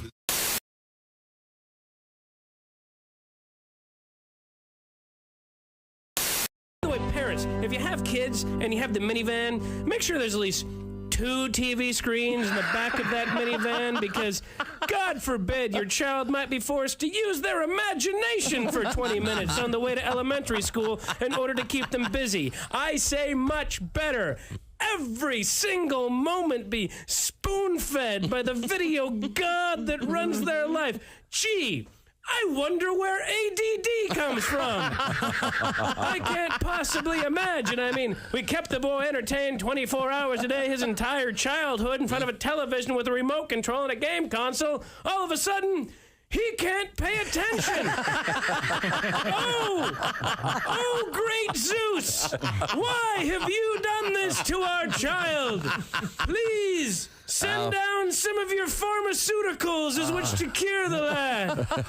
Otherwise, we might be forced to spend time with him, and frankly, he's kind of an idiot. And while you're at it, send me something for my fibromyalgia and chronic fatigue syndrome and myriad of other ailments the medical community has convinced me that I have, because as an American, if I don't feel good 24 hours a day, well, there must be a pill I can pop into my face and change my brain chemistry to constantly feel better. Or maybe, and I'm just spitballing here, oh great one, maybe you're not supposed to feel good all the time. Maybe it's supposed to be a struggle to get out of bed every once in a while, and in doing that, it's how you become a better person. When you hurdle that part of your life, then you just create this incredible sense of entitlement, which is what I complain about the rest of the world having. Maybe this ADD thing is kind of overblown. Maybe it's supposed to be harder to read something than it is to watch it on TV, and we have these big, fat, drug-addicted kids that are basically embracing all the worst parts of Elvis Presley.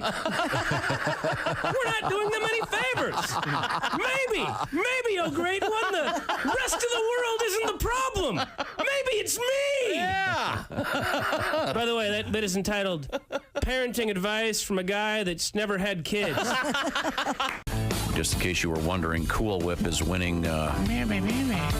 Cool Whip is winning over Ready Whip in our survey. It's 31%. Unbelievable. 31% Ready Whip and 69%. Yeah, nobody else votes. The voting is done. You see, baby. All right. We understand. We understand where everyone's body parts are. Thank you very much. That's Sitting or standing or You're lying the down. yin, I'm the yang. Now take my big fang, put it right. All right, we got it. Third and goal, hit Golden Showers. Tate on a slant that was initially ruled a touchdown with 8 seconds left. After review, the play was overturned. As you can see, he's short of the goal line. No, he's not. And yes, he is. He's way short of the goal line. He's like an entire ball short of the goal line. The football, Tom. So that's with 8 seconds left. They had to stop play, look at the review. But then, due to a rule that causes a 10-second runoff when a clock is stopped by officials and then restarted, the game ended. What? With 8 seconds left. What's the point of that rule? They didn't get another play? In theory, the Lions could have lined up with a fourth down play as time expired, but the initial call of a touchdown is actually what disallowed that possibility. Why? The rule exists because the Rules Committee, led by Don Shula, the only comes on, he wheels in, sons of bitches. I hate all you young mother. I was part of the team that launched the first low salt, low sugar peanut butter into the category. It was called Simply Jif. It was targeted towards diabetics. I wanted to call it Type 2 peanut goo, but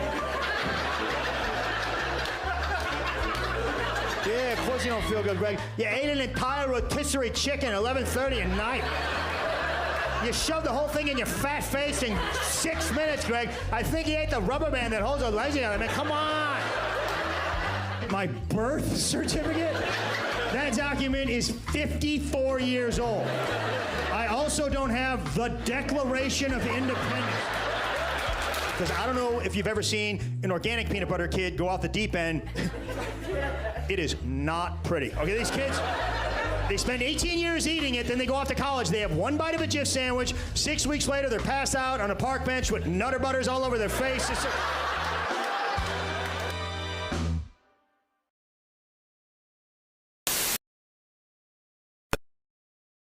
No, it didn't. You mean it's been gray for a long time? Only all of your life. Sweetie, your brain matter is supposed to be gray. Now close up your cranium and come to bed. All right, dear. Oh, I'm so lucky to have you. I totally agree. Ha, ha, ha, ha. If the top of your head is bushy and gray, hair color is not your problem.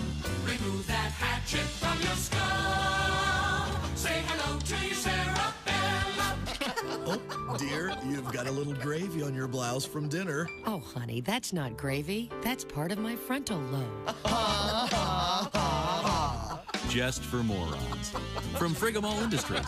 Axe for it by name. What the hell? Bob and Tom 24/7. Comedian Bobcat Goldthwait is here with us. I like goofy movies. I didn't see Phantom Menace or the Attack of the Clones because I'm 40 years old and I've been so Star Wars, the Lord of the Rings, none of that stuff really. But like a jerk, I went to the Star Wars re-release. Have any of you nerds ever seen a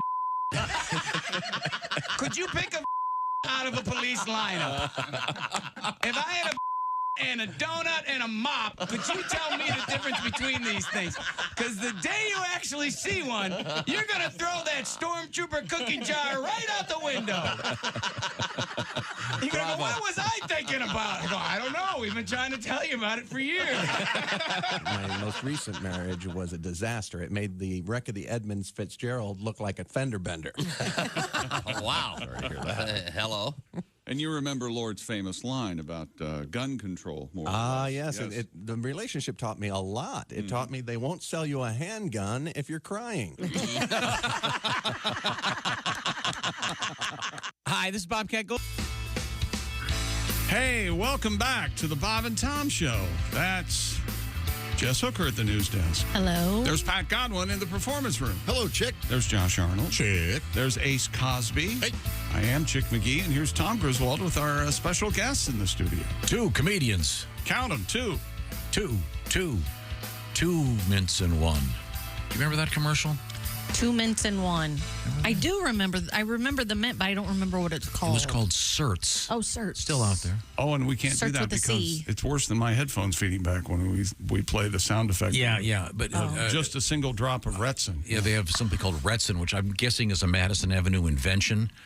I don't think that, Dr. Teller said, well, the key to the bomb is we need more Retsin. Teller was a nut, right? he wanted it crazy big, I say we go with hydrogen and Retsin in the new bomb. This will kill everybody. We could do this, a touch of Retsin. That is more pleasant than the actual. But the commercial, the video was there were 2 people arguing. Yeah. Is it a breath mint or a candy mint? Oh. And I used to go, the one guy, it's a breath mint. No, it's a candy mint. Okay, here's the actual Retsin bling. No, Hang on to don't- yourselves. Oh, Hang this on. hurts. Okay, ready? Yeah, it sounds like a test. It hurts your teeth. Yeah, that's rough. But the it would go back and forth. There was one arguing, it's a breath mint. It's a candy mint. Then the guy goes, oh, Jesus, you're right. It is a candy mint. My He said God. Jesus. Your breath. Jesus. They said Jesus back then. Right on the air. A shocking ad. Taking the Lord's name in vain. No, they were. Billy Graham or they were- Fulton Sheen would have said something. They were endorsing the About Lord. that time, right? What they were doing. Pat McGann, father of 3. Good to see you, Pat. Hey, great to be here. And once again, your hat does not say VD. No, UD. Or it just says D, right? And It's it's got just like a- D in the flyer. Okay. Yeah, From here, it looks like it says VD. That'd be awkward.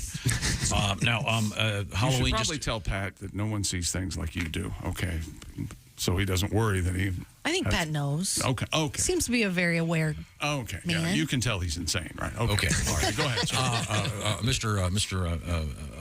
Haywood Banks is across the way, and Mr. Haywood is going to be on the road tonight at the Rhythm City Casino in Davenport, Friday at Diamond Joe Casino, Dubuque, and then Saturday at the Olympic Theater in Cedar Rapids, doing some of the classics.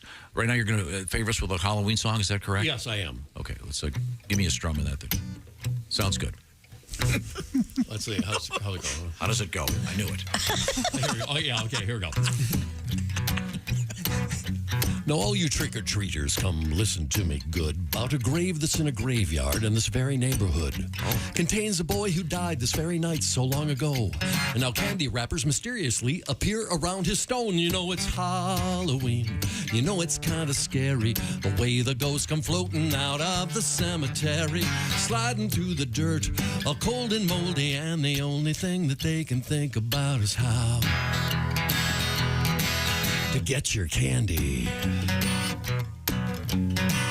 Trick or treat, hear the children crying. But who's that pale boy at the back with the antique suit and tie on? When you passed out the candy, it seemed to fade into his hand. And look, there's a clump of fresh dirt on the spot where he did stand. Oh, it's Halloween. You know it's kind of scary, the way the ghosts come floating out of the cemetery, sliding through the dirt, all cold and moldy. And the only thing that they can think about is how to get your candy. I heard about this kid who collected lots of sweets, and with a flashlight in his bed, he counted out his treats. When they found him in the morning, the bags of candy, they were gone. A clump of fresh dirt by his bed, and the flashlight was still on. Oh, it's Halloween. You know it's kind of scary, the way the ghosts come floating out of the cemetery, sliding through the dirt, all cold and moldy. And the only thing that they can think about is how. Now each and every child behind a mask is hid. But which one do you think's a ghost and which one is a kid? But in the shiny darkness when the leaves are blowing through, has it occurred to you the only one that's not a ghost is you? Oh.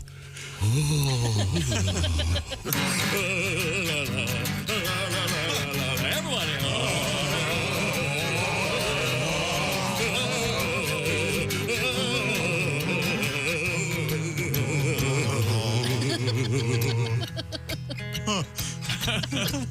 La la la la la.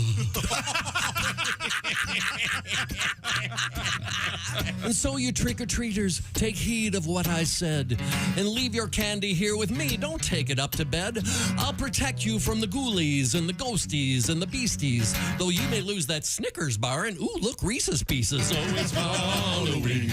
You know it's kind of scary, the way the ghosts come floating out of the cemetery. Now get on up to bed, but grab that broom before you do and sweep up this clump of fresh dirt that fell off of my pants. Oh. La, la, la, la, la, la, la,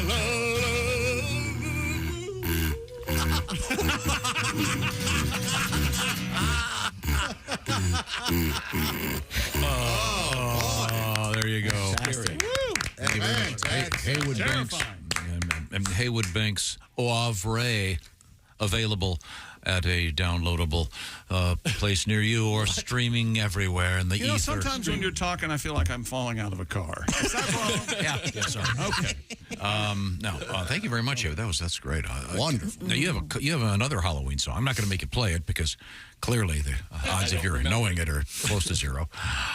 You know, I don't want to talk like you're not here. Did the first song, one mistake. He went longer than he ever has, I think. Well, it's because he was amazing. trying to do a song longer than our Thanksgiving special. Alice's Restaurant. Nice. You know how he'll take you aside sometimes and say, you play the guitar too complicated and you need to concentrate on jokes and make the now he's on you need to make the song shorter is what he's doing now. You know, I mean, I got the notion of the wet couch pretty quick. Wow, he's really hammering away. He sure can. Gotcha. Wow. People these days are talking about adverbs, and I think God bless them. People are trying to figure things out, but when I was a kid, you had to deal with adjectives. It was like stupid, ugly, loser. And that's just Tom with me in the break room. I feel your pain. Yeah. Okay. Well, I think we all do. Now we'll get more music out of Haywood coming up. Oh, hey, by the way, I didn't even know this. Coming up, it's the shoe-in of the week. Are you aware of this? Yes, I am. You know, we're going to come back, and you guys are going to yell out 3 different football teams, and that's the games I'm going to pick this week. Okay. Because it's been a bumpy year. And we are in Week 6. NFL Week 6 starts tonight. Yes, sir. Yeah. Tonight, baby. And our winner of Week 5 of the Big Green Egg Mini-Max in our Pigskin Pick'em competition is Mr. Corey Cravey of Clovis, California. Criminy. And I'm not sure I think we may be able to talk with Corey. We'll find out. But he won himself the Big Green Egg Mini Max. You can educate yourself. I'm sorry. You can register to win by going to bobandtom.com/contest right now and just pick the winners for this weekend. You don't even have to go against the spread. And according to Ace, Taylor Swift's going to be at the game tonight. No, I just read. Sources say. What? Okay. Why are you so according to invested sources, in this? then. I'm not. Everybody thinks they're dating. They're not dating. Ace still says But they're why? not But dating. why is it important for you to report that they're not dating? I don't want to mislead the world. It's important for me that everyone knows I don't care. And you I feel can't the measure same how way. much I don't care. We'll be back with fun stuff. I promise. Okay, I'm sorry.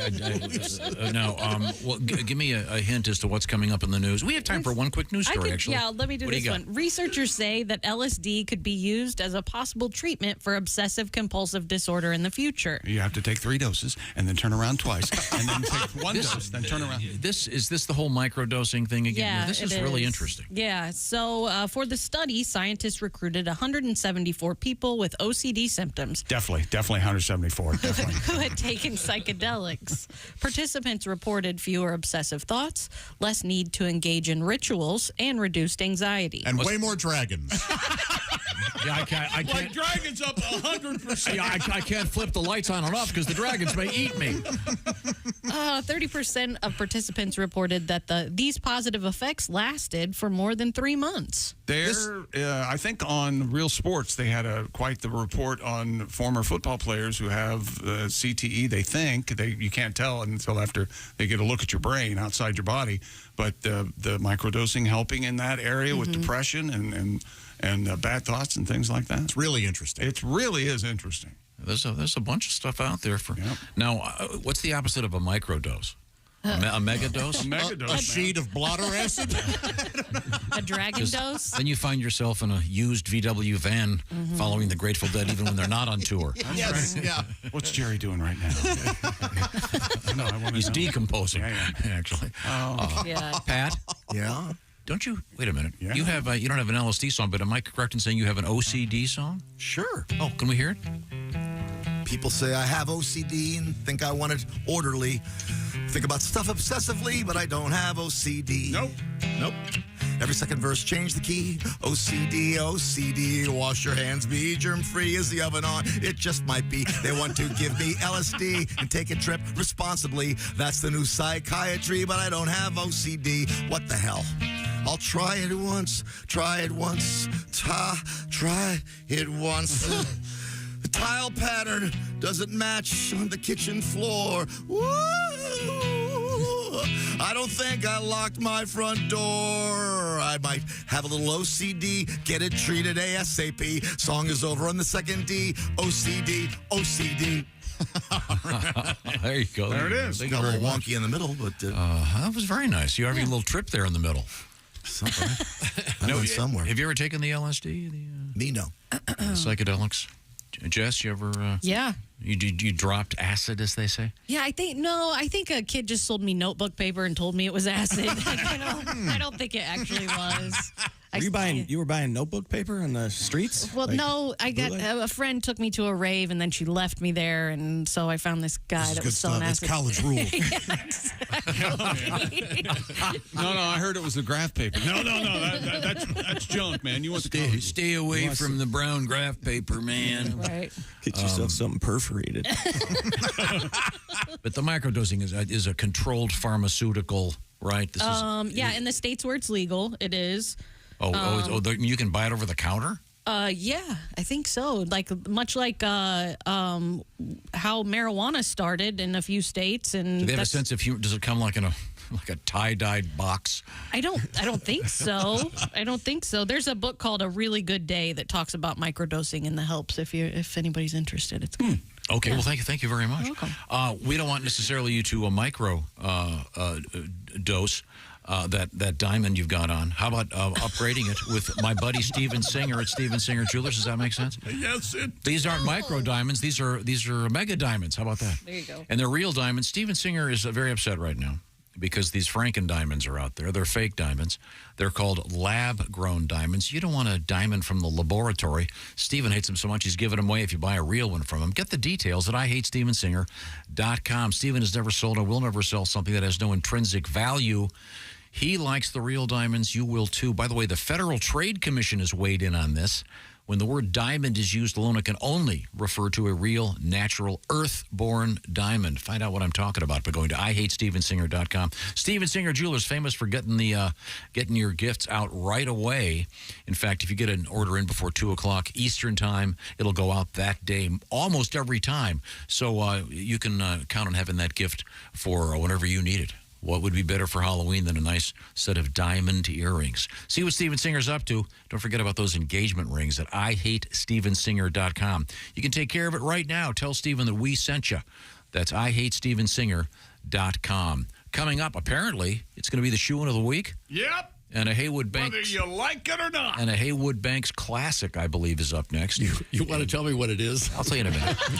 No, that's not the way it works. I like to surprise you. This is the Bob and Tom Show. Morning laughter just might be the...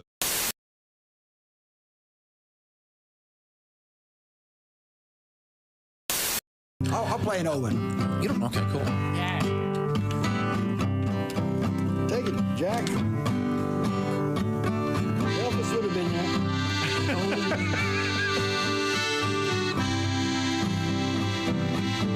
Well, I was born in a small town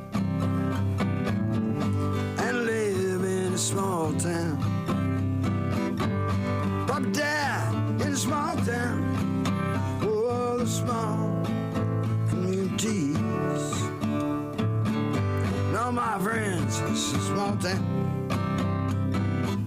My parents live in the same small town. My job is a small town, provides a little opportunity.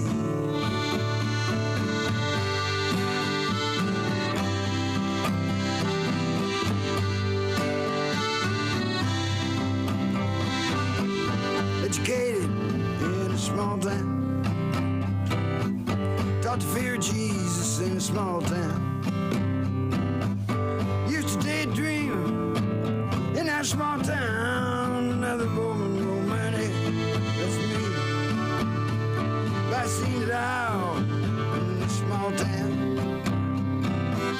Had myself a bow in a small town. Married an LA doll and brought her to this small town. That small town is like me. No, I cannot forget from where it is that I come from, and I forget the people who love me. I can be myself here in a small town. People let me be just what I want to be.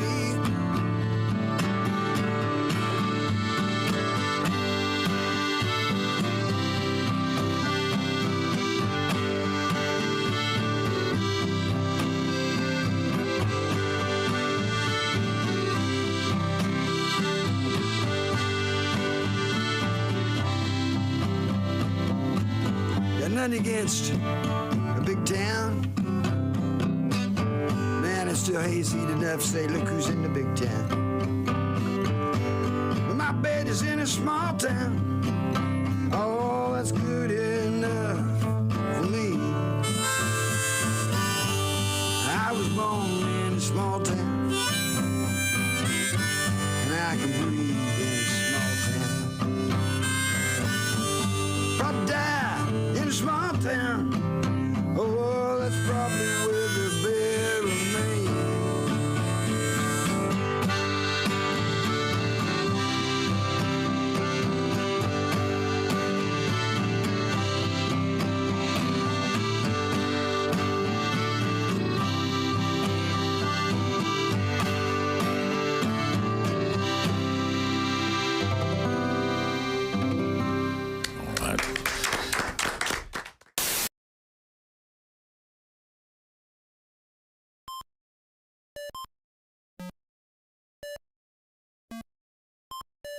Hey, did you enjoy those videos played in that break?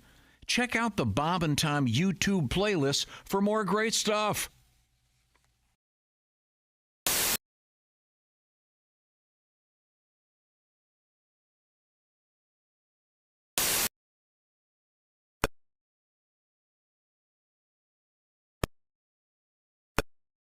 Or more per serving. This September, get Factor and enjoy eating well without the hassle. Simply choose your meals and enjoy fresh, flavor-packed meals delivered to your door, ready in just 2 minutes. No prep, no mess. Head to factormeals.com/BobandTom50 and use the code BobandTom50 to get 50% off.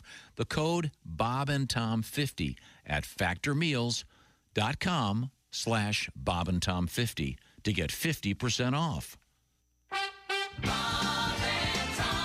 This is Tom. Coming up Friday morning in the Bob and Tom Show, we'll hear from comedian Jeff Oskey. A man claimed the bags of meth and cocaine wrapped around his male member weren't actually his after being searched by police. What you failed to mention, the man claims he was just holding the drugs for his friend's penis. That's Friday morning in the Bob and Tom Show. The Bob and Tom Show, weekday mornings at 6 a.m. Eastern. Hi, this is Carl Lewis, and you're listening to Bob and Tom Radio. When your horse has run its very last race and there's nothing left to do, we don't think it's very good taste to turn him into glue. So if your horse has lost his stuff and his legs aren't thin and bony, and if his meat ain't very tough, then he comes to Burger Pony. Now, when you come into any participating Burger Pony restaurant and order our Swale in a Pail, every kid in your group will receive a free hot fudge sundae silence. And don't forget our Clint Eastwood Western spaghetti. And our delicious burgers, including the Daily Double and the Triple Crown. And remember our motto, if we're not in your neighborhood yet, your neighbors have probably passed a petition.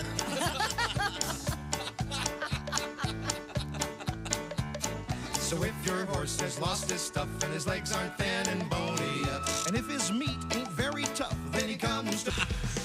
Welcome back to the Bob and Tom Show. Jess Hooker at the news desk. Hi. Pat Godwin in the performance room. Hello there, chick. There's Josh Arnold. You know, we all should pat ourselves on the back that we haven't come to blows. I think we should. Well, A job well done. We've been close. I'm not Ace available. Cosby. I'm not available. Right. Why would he be? It's finally happened. Now he's glad the lid doesn't come out. Oh, did you spill? Shut up. Oh, no. Hey, Pat, Yes, Tom sir. spilled his drink. Isn't that stupid? Yeah, people that do that. Wait a minute. Oh, my Lord. What are you, you're going to blow the water over towards me? What are you doing? I think I'm going to have to go get him a toolbox. I'm taking this to blow the coffee out of the keyboard. Blowing the liquid right into the electronics. Comedians Somebody Pat get McGann. Eddie. Hello, Pat. Hey, what's up, chick? And the one, the only Haywood Banks is also here. There he is. And we're going to meet our special guest. I'm very excited about this. He comes to us, if I'm not mistaken, from Clovis, California, and we keep the alliteration going. It's Corey Cravey. Hey, Corey, can you hear me? I can. Good morning. How are you guys? Oh, good. It sounds like you're in my head. Wow. I recommend you take on the nickname Crazy. Crazy Corey Cravey. Is that anything? Sounds like my mom. No. Oh, all right. Well, Corey, congratulations. Maybe I'm your father. You don't know. Congratulations. Corey, the winner of Week 5 in the Pigskin Pick'em competition. Corey, you got 13 of 14 games last week. You were in an 8-way tie to win the Big Green Egg Minimax, and you beat everybody else with the tiebreakers, so congratulations. And how are things in Clovis? Today I haven't been awake long enough to know. Okay. Oh, he's in California. Yeah. Did you have any good dreams you want to tell us about? Or? I have a 10-month-old, so sleeping is obsolete as of right now. Oh, yeah, wow. Yeah, I know. So you don't sleep in the raw then, do you? You got like sweatpants going on or something? Oh, yeah. That we have the windows open. It's about 63 degrees in my house, so we like to. It's a little cold. What is it at the airport? Just kidding. Corey, do you have a little boy or a little girl? A little boy. His name's Lachlan. Lachlan or Lockwood? Lachlan. Lachlan, very nice. Yeah. Lachlan is a name. What kind of a name is it for a kid would Lockwood be? They're both. It could be a family name. You could be the Lockwoods. A lot of people use a last name The for a first name. Lockhorns, man, that's a good strip. That's it. The Lockhorns, funny. That's a beautiful name, Corey. Congratulations. Thank you. Now, are you an avid football fan? It's my understanding that you made your picks before the season even started for Week 5. Is that correct? Yeah, so one, I didn't read very well. And I'm glad you guys put the logos next to the games, because then it was a lot easier to pick that way. Yeah, I do, but I do much better with pictures too. I got you. That, and then, like, I don't do fantasy football because I can't keep up with it every week. So I figured, one, I just thought that's how it was supposed to go anyways. And then now, it was just destiny. So, And here we are talking. Can't be stupid if it works. This guy doesn't sound capable of taking care of a 10-month-old. Easy. I don't read. Kidding, Corey. I don't read well, and I don't look at pictures. Pat, he's our guest. I'm sorry. It's all right. That's not us. And again, that is why I'm married. She can take care of all the important things. Yeah, okay. That was Pat McGann mocking you. Now it's my turn to mock you.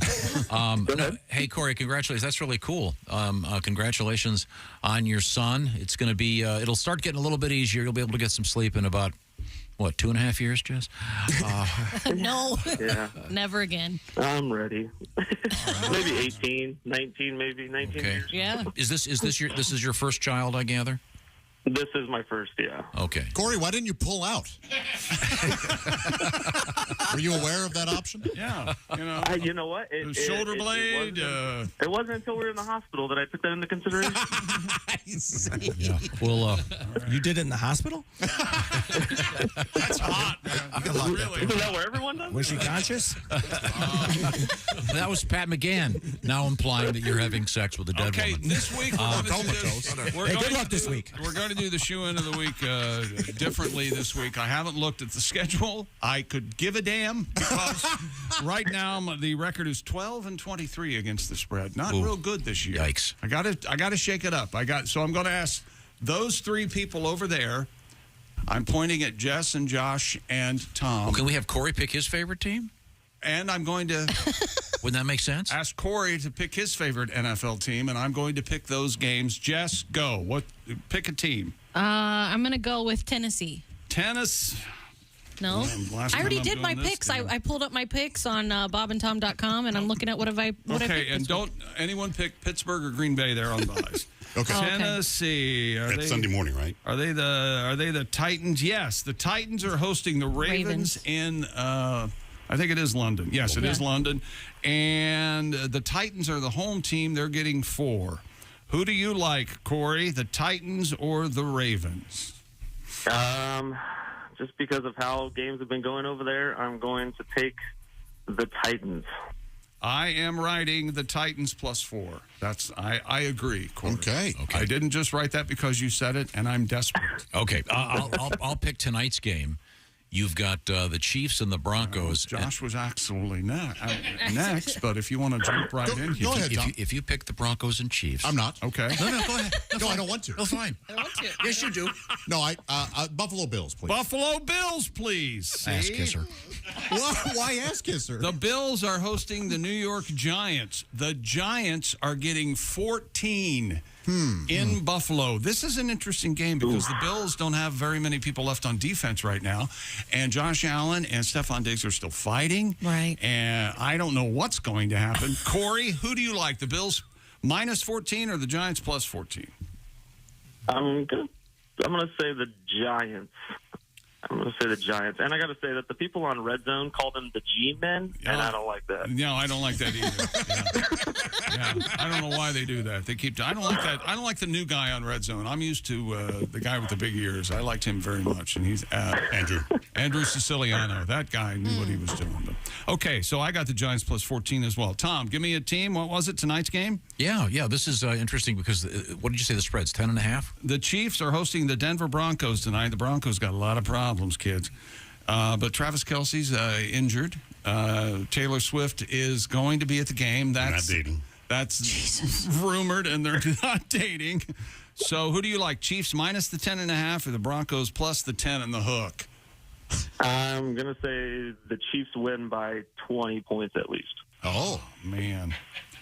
Okay, I'm going to say the Chiefs minus the 10.5 too. Okay. And then what's your favorite football team, Corey?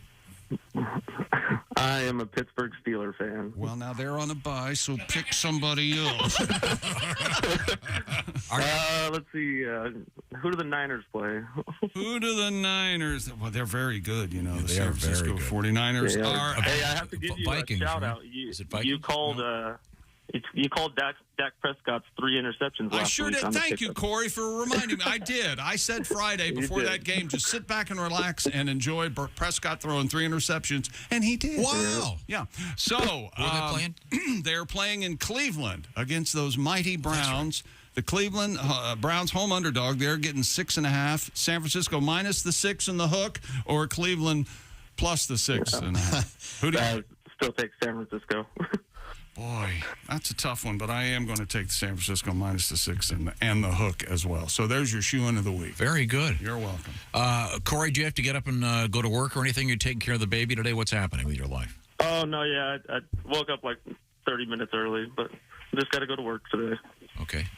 What do you do, or can you tell us? Or Yeah, right now I'm a delivery driver, but I just got a job with the gas and electric company out here. So. Oh, okay. Oh, all right. Okay, very good, very good. Boy, the gas and electric company job, no, not a lot of chance for stealing there, but this delivery job sounds... Yeah. sounds like Oh, things fall off the truck all the time, I'd imagine, right, Corey? Well, what do you mean? I don't know what the hell happened to it. I'm just driving the truck. Blame me. I go back there and look for the box. It ain't there. These damn porch pirates, I tell you what. I believe, Corey, Honey, I got us another microwave. Corey, I believe this part of the show is actionable. Just saying. Is your wife still sleeping, Corey? No, she's actually leaving right now. Well, you in general? yeah. Or for the day? Let's hope just for the day. I don't know what I would do with myself. So far, our other guests seem to have lost his wife. That's a sad during the time. break time. Okay. Aren't you glad you mentioned You that? can just say it. That's what I read. You're supposed to use the word. Divorce. You have to get comfortable with the word. Now, you wait. Corey, I forgot to mention this. You have won the Big Green Egg Mini Max. Congratulations. And you sound like a great guy. Good luck with the new gig, and Yes. good I luck appreciate it. good luck with your picks. And thanks for listening to the show. We certainly appreciate that. Hope to get out there to see you in Clovis sometime soon. Okay. Yeah, absolutely. Thank you guys. Thanks, All Corey. right. See you, man. What a nice guy. Have a good one. Good dude. Thank you very much. Now, I wouldn't go to Clovis on a bet. Okay, no way. why is that? I don't know. I'm just. Are you wanted there? I'm trying to be. That's the ornery. garlic capital, right? Is that right? Yeah, they do make garlic there. Clovis, yeah.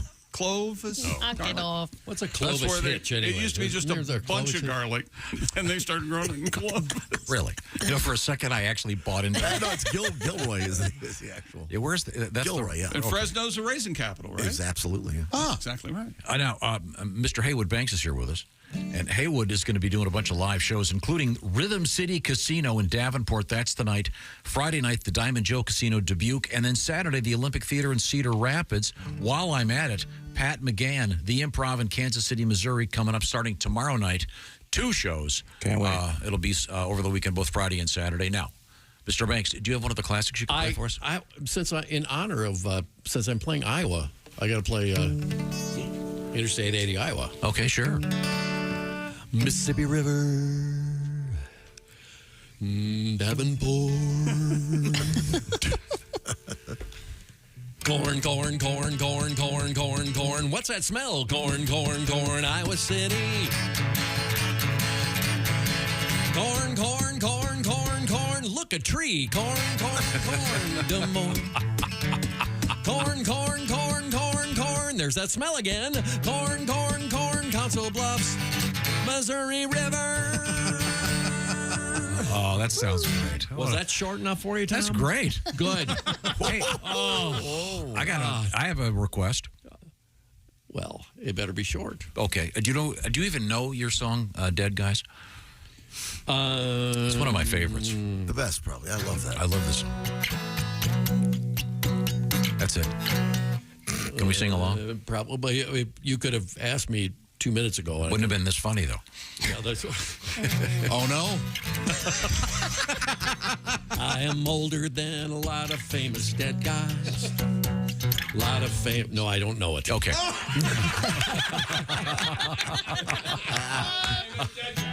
lot of famous dead guys didn't live as long as me. I know that part. That's Although they accomplished more in a lot less time. But they are dead, and what good does that do you? Oh, this is cool.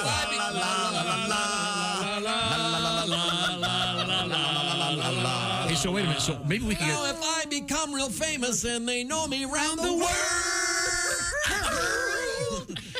when I croak, everyone will say he sure didn't do as much as some other dead guys. But he had more time to do it in. La la la la la la la la la la la. Sing it, Pat. La la la la la la la la. Wrong chord. Maybe we could give that to recover. That was. Maybe we could give that to Straight No Chaser. They'd kill that. Their audience wouldn't. They're an a cappella group. Oh, they're great. I love those guys. Don't know. Oh, yeah.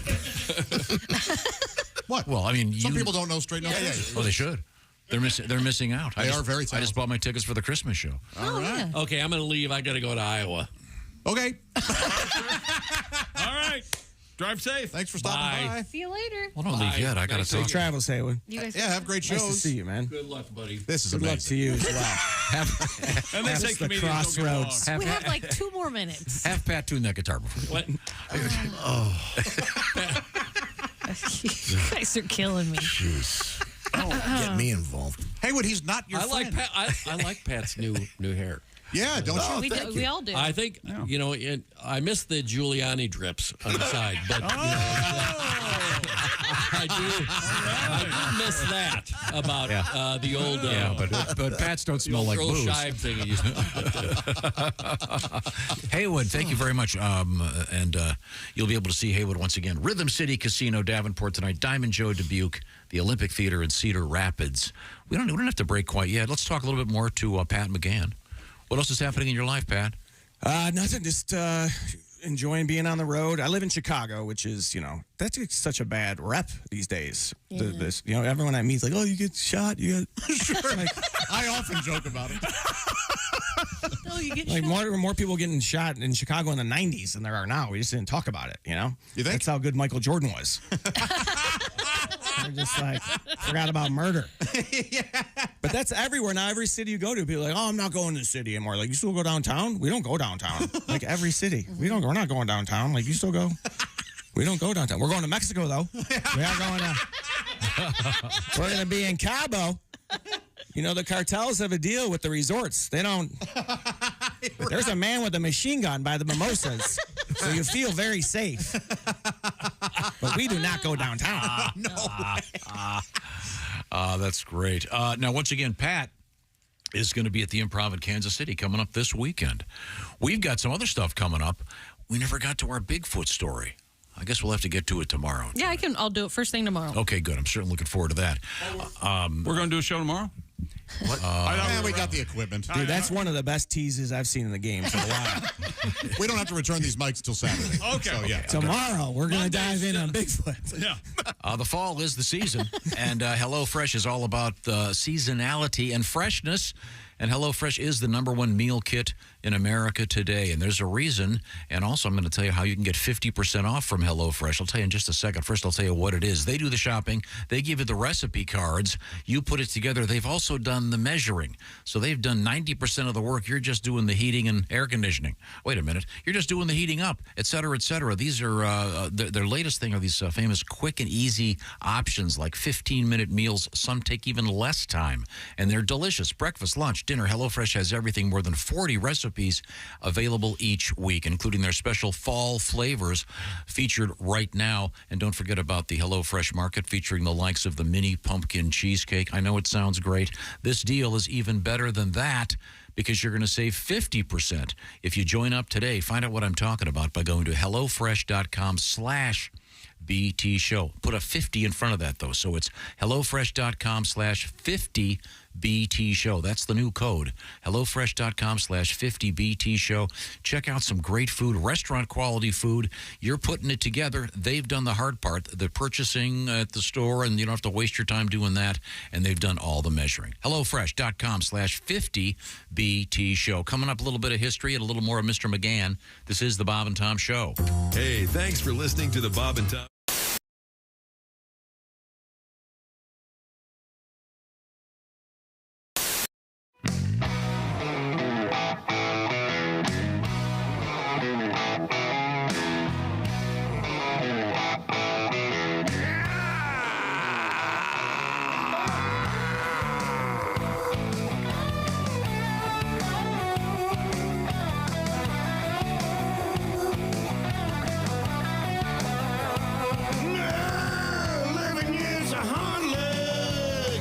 Working for Randy from Illinois, yeah, all the way to security.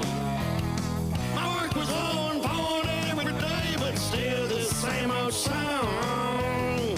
Long came my evaluation saying everything I did was wrong. Now I drive a compact. I should have learned a trade. I ain't got no money. I'm working for minimum wage.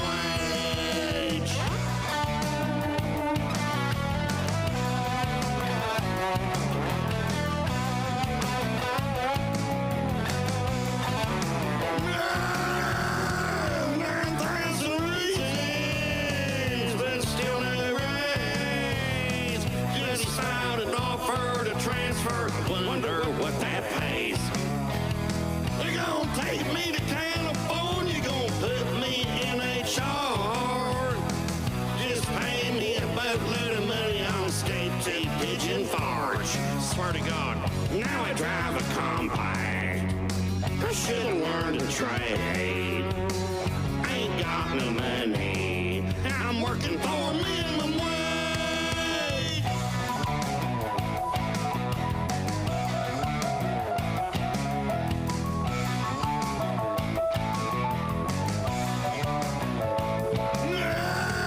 Dick bastards took my money, so I turned sort of mean. Went from calling him a puss to breaking the vending machine. I keep doing my job, and I want Randy to know. There'll be a time when I own his company, just need my boat to be sold. Still drive a compact, but now it needs new brakes. I ain't going nowhere. I'm working for minimum wage. Minimum wage. I hate minimum wage. Minimum wage. Minimum wage. I need a raise. Minimum wage. No!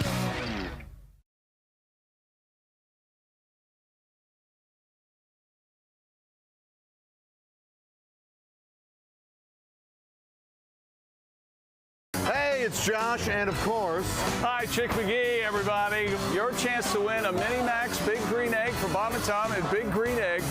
Each week, someone will win a Mini Max Big Green Egg. it's the Bob and Tom Show Pigskin Pick'em, powered by the Big Green Egg. Go to bobandtom.com/contest on the computer.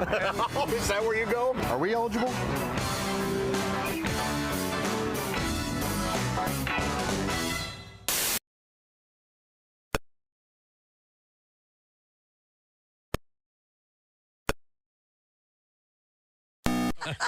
Can you muster up $1? I can do that. There is nobody less deserving than all of us to win this. Bob and Tom in the morning and highlights all day long. The Bob and Tom Show, weekday mornings at 6 a.m. Eastern on Bob and Tom 24/7.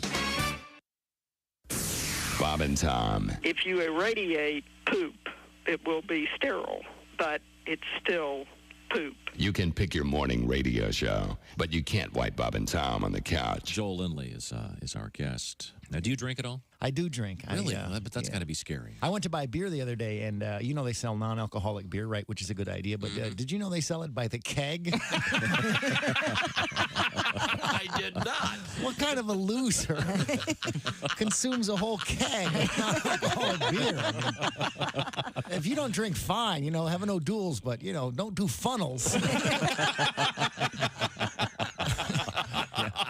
What are you going to brag to your friends the next day? Oh, dude, you should have been there. I mean, we were pounding that keg till 4 a.m. Oh, I was so bloated.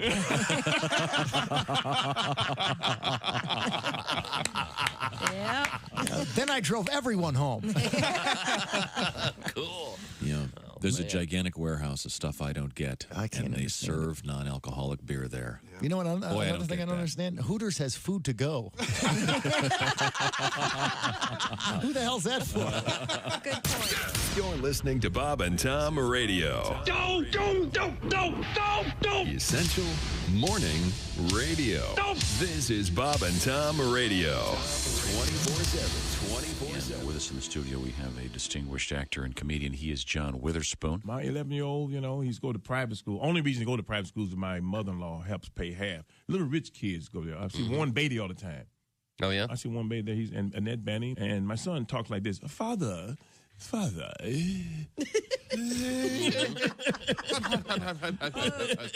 you like a toddy? Father, my friends are going to Spain for the summer. Where are we going? I said, Compton. Or somewhere we going. Compton. Back to Detroit. Back to Detroit. Yeah. I'm going to show you something. I'm going to give you that 2 left boots with one of them with a high heel. That's right. All right, so comedian Alan Havey joins us. What else is on your mind? What are you talking about these days? My girlfriend wants to have kids now, and I don't want kids. Kids are spoiled today. I don't know what happened. I guess children had a major coup about 12 years ago. Spoiled little bastards. When a kid's bad, what do they tell them now? No, time out. Time out. What the hell is that? Time out. Yeah, I had time out when I was a kid. I'd wake up and go, what happened?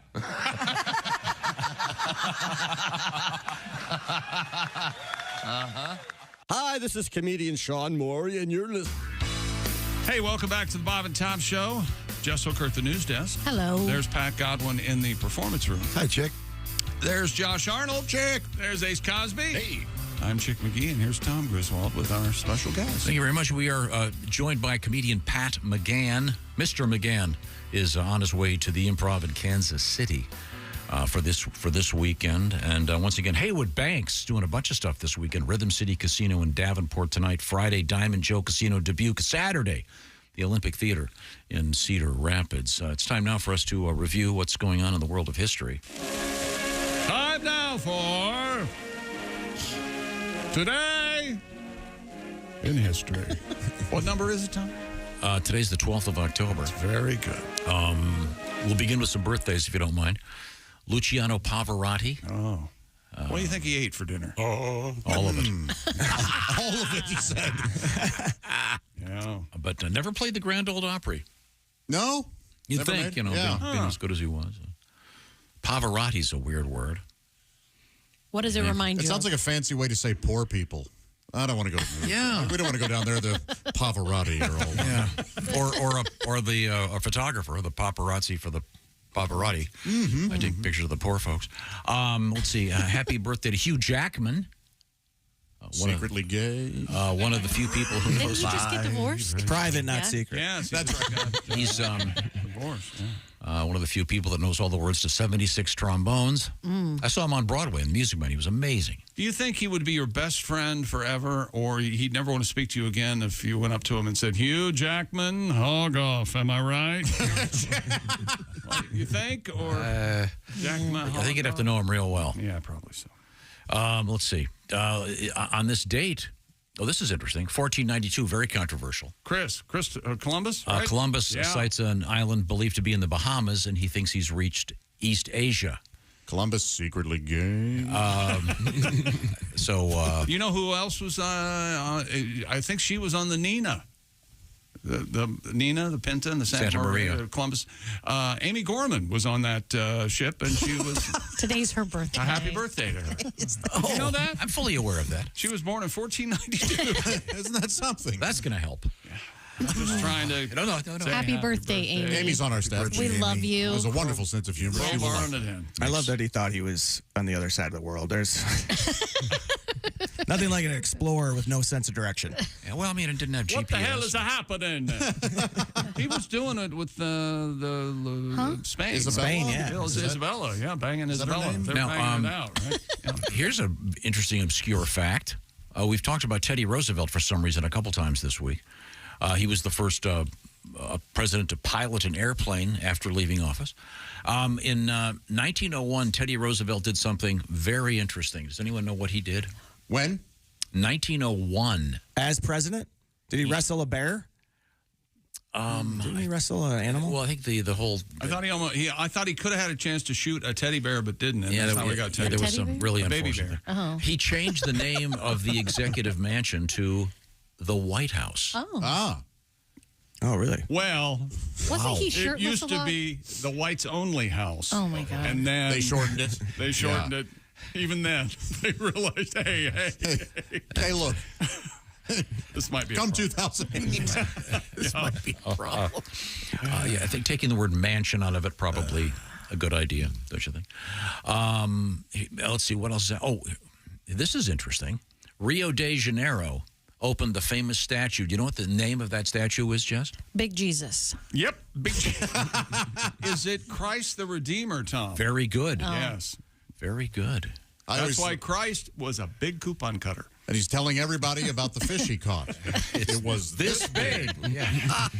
That had to be pretty tricky getting that thing. Yeah. I got nothing for coupon. I'm Lots sorry. of cranes. I'm sorry. They have one in the I was too busy Ozarks. formulating fish. That's right. Yes, you were. They have a Christ of the Ozarks, too, which is They do. very reminiscent. I've of actually, the, I've been there. I saw the Passion, what do they call kidding? it? The play. Passion play? Yeah. All right. The bigger fish? In the Ozarks, yes. Well, I don't know. But Rio de Janeiro probably has some marlin or whatever in their bays. It's tarnished with the Bass Pro Shops logo on it. Hey, a little bit of marketing. Well, Someone's got to pay for it. Got to have an underwriter, yeah. All right. This is for Chick McGee. All right. 1966, Jimi Hendrix formed his great band, the Jimi Hendrix Experience. Yes. Do you remember either of the other members? Buddy Miles and Noel Redding? Am I close? Buddy Miles came later. Mitch Mitchell and Noel Redding. Mitchell. So I got one. Yeah, you got it. That's okay. I only needed one. You covered the spread. Mitch Mitchell. Yeah. What's wrong with that? Parents retired. Lazy parents. Yeah. Well, Arnie Arnold. But I'm not Arnie Arnold. You're not. He has more ambition than Mitch Mitchell. Okay. Now, we also learned a lot on today's show. Yes, Are we going to review that right now? Tom, things we learned today. Tom used to love cotton candy. Not but anymore. no more. He's off it. No more. Bought some for the girls at a football game I've had some recently. I used to love it too. Did not. Only the pink, and it is too sweet. It's too much. But the texture is weird. It's like you're fellas eating hair. Yeah. It's all about that pink. All about that pink cotton candy. Again, it's like eating hair. Pink's my favorite crayon. Sweet, sweet cotton candy. Sheets with lay Josh, on. have you tried cotton candy? I didn't like cotton. No, I don't like it. I didn't like it as a kid. It just doesn't hold up. It's better. It's better to have hold the memory of how much you liked it when you were a kid than try to eat. It's like eating insulation. It's stomach ache. Yeah, it's gross. Mike Mark, behind the scenes type. He ordered a coffee drink this morning that Tom took exception with. Fantastic drink there. Something about mocha and caramel syrup. I don't know. I was embarrassed to order it. Is that right? Yeah. Really. Did you build up to it? Go, okay, here's what I want. Actually, I'm not going to drink this. But do you want the here's what I truth? want. Yes. I put the wrong thing down when I got there. The woman who's so kind to make that said, "This isn't what he gets." Yeah, she knows us. She goes, "I'm sorry, you got the order all wrong." He said like 10 pumps. Tom wrote down like 10 pumps of mocha. Good Lord. And it's not that. It's like 2 or 3. I did. Man up. Earlier. Get a Were there black- any get a black teenagers coffee. in there? Were there any like young kids? Like this is my thing when you go get coffee. There's teenagers in Starbucks now or in the coffee. Like what the hell? Yeah, those are Tom's It kids. was the most anxiety-ridden generation. Yeah. Like, you know what would help that along? How about a latte? You want some,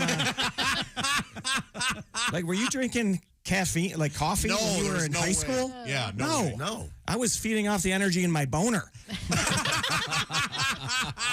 Like a little nuclear reactor. Don't you have an erection to tap into? Tom had a 20-minute shower this morning. Oh, He's spent a lot of time with his handheld shaving mirror. He's recently discovered that. You can have a mirror in the shower. Oh, that's the best move. Enjoy Shave yourself. in the shower? Yeah. Yeah, I discovered that after slicing my chin open. Maybe I need a partner here to help me with this. Oh, how about a mirror? Okay. And Fred Flintstone, best bowler in the history of sports. Thank you very much. A Bigfoot coming tomorrow. Okay. Plus, is that a frog or a possum? This is the Bob and Tom Show. Just got to get a hold of us. Call, fax, mail, or email. Get all the contact information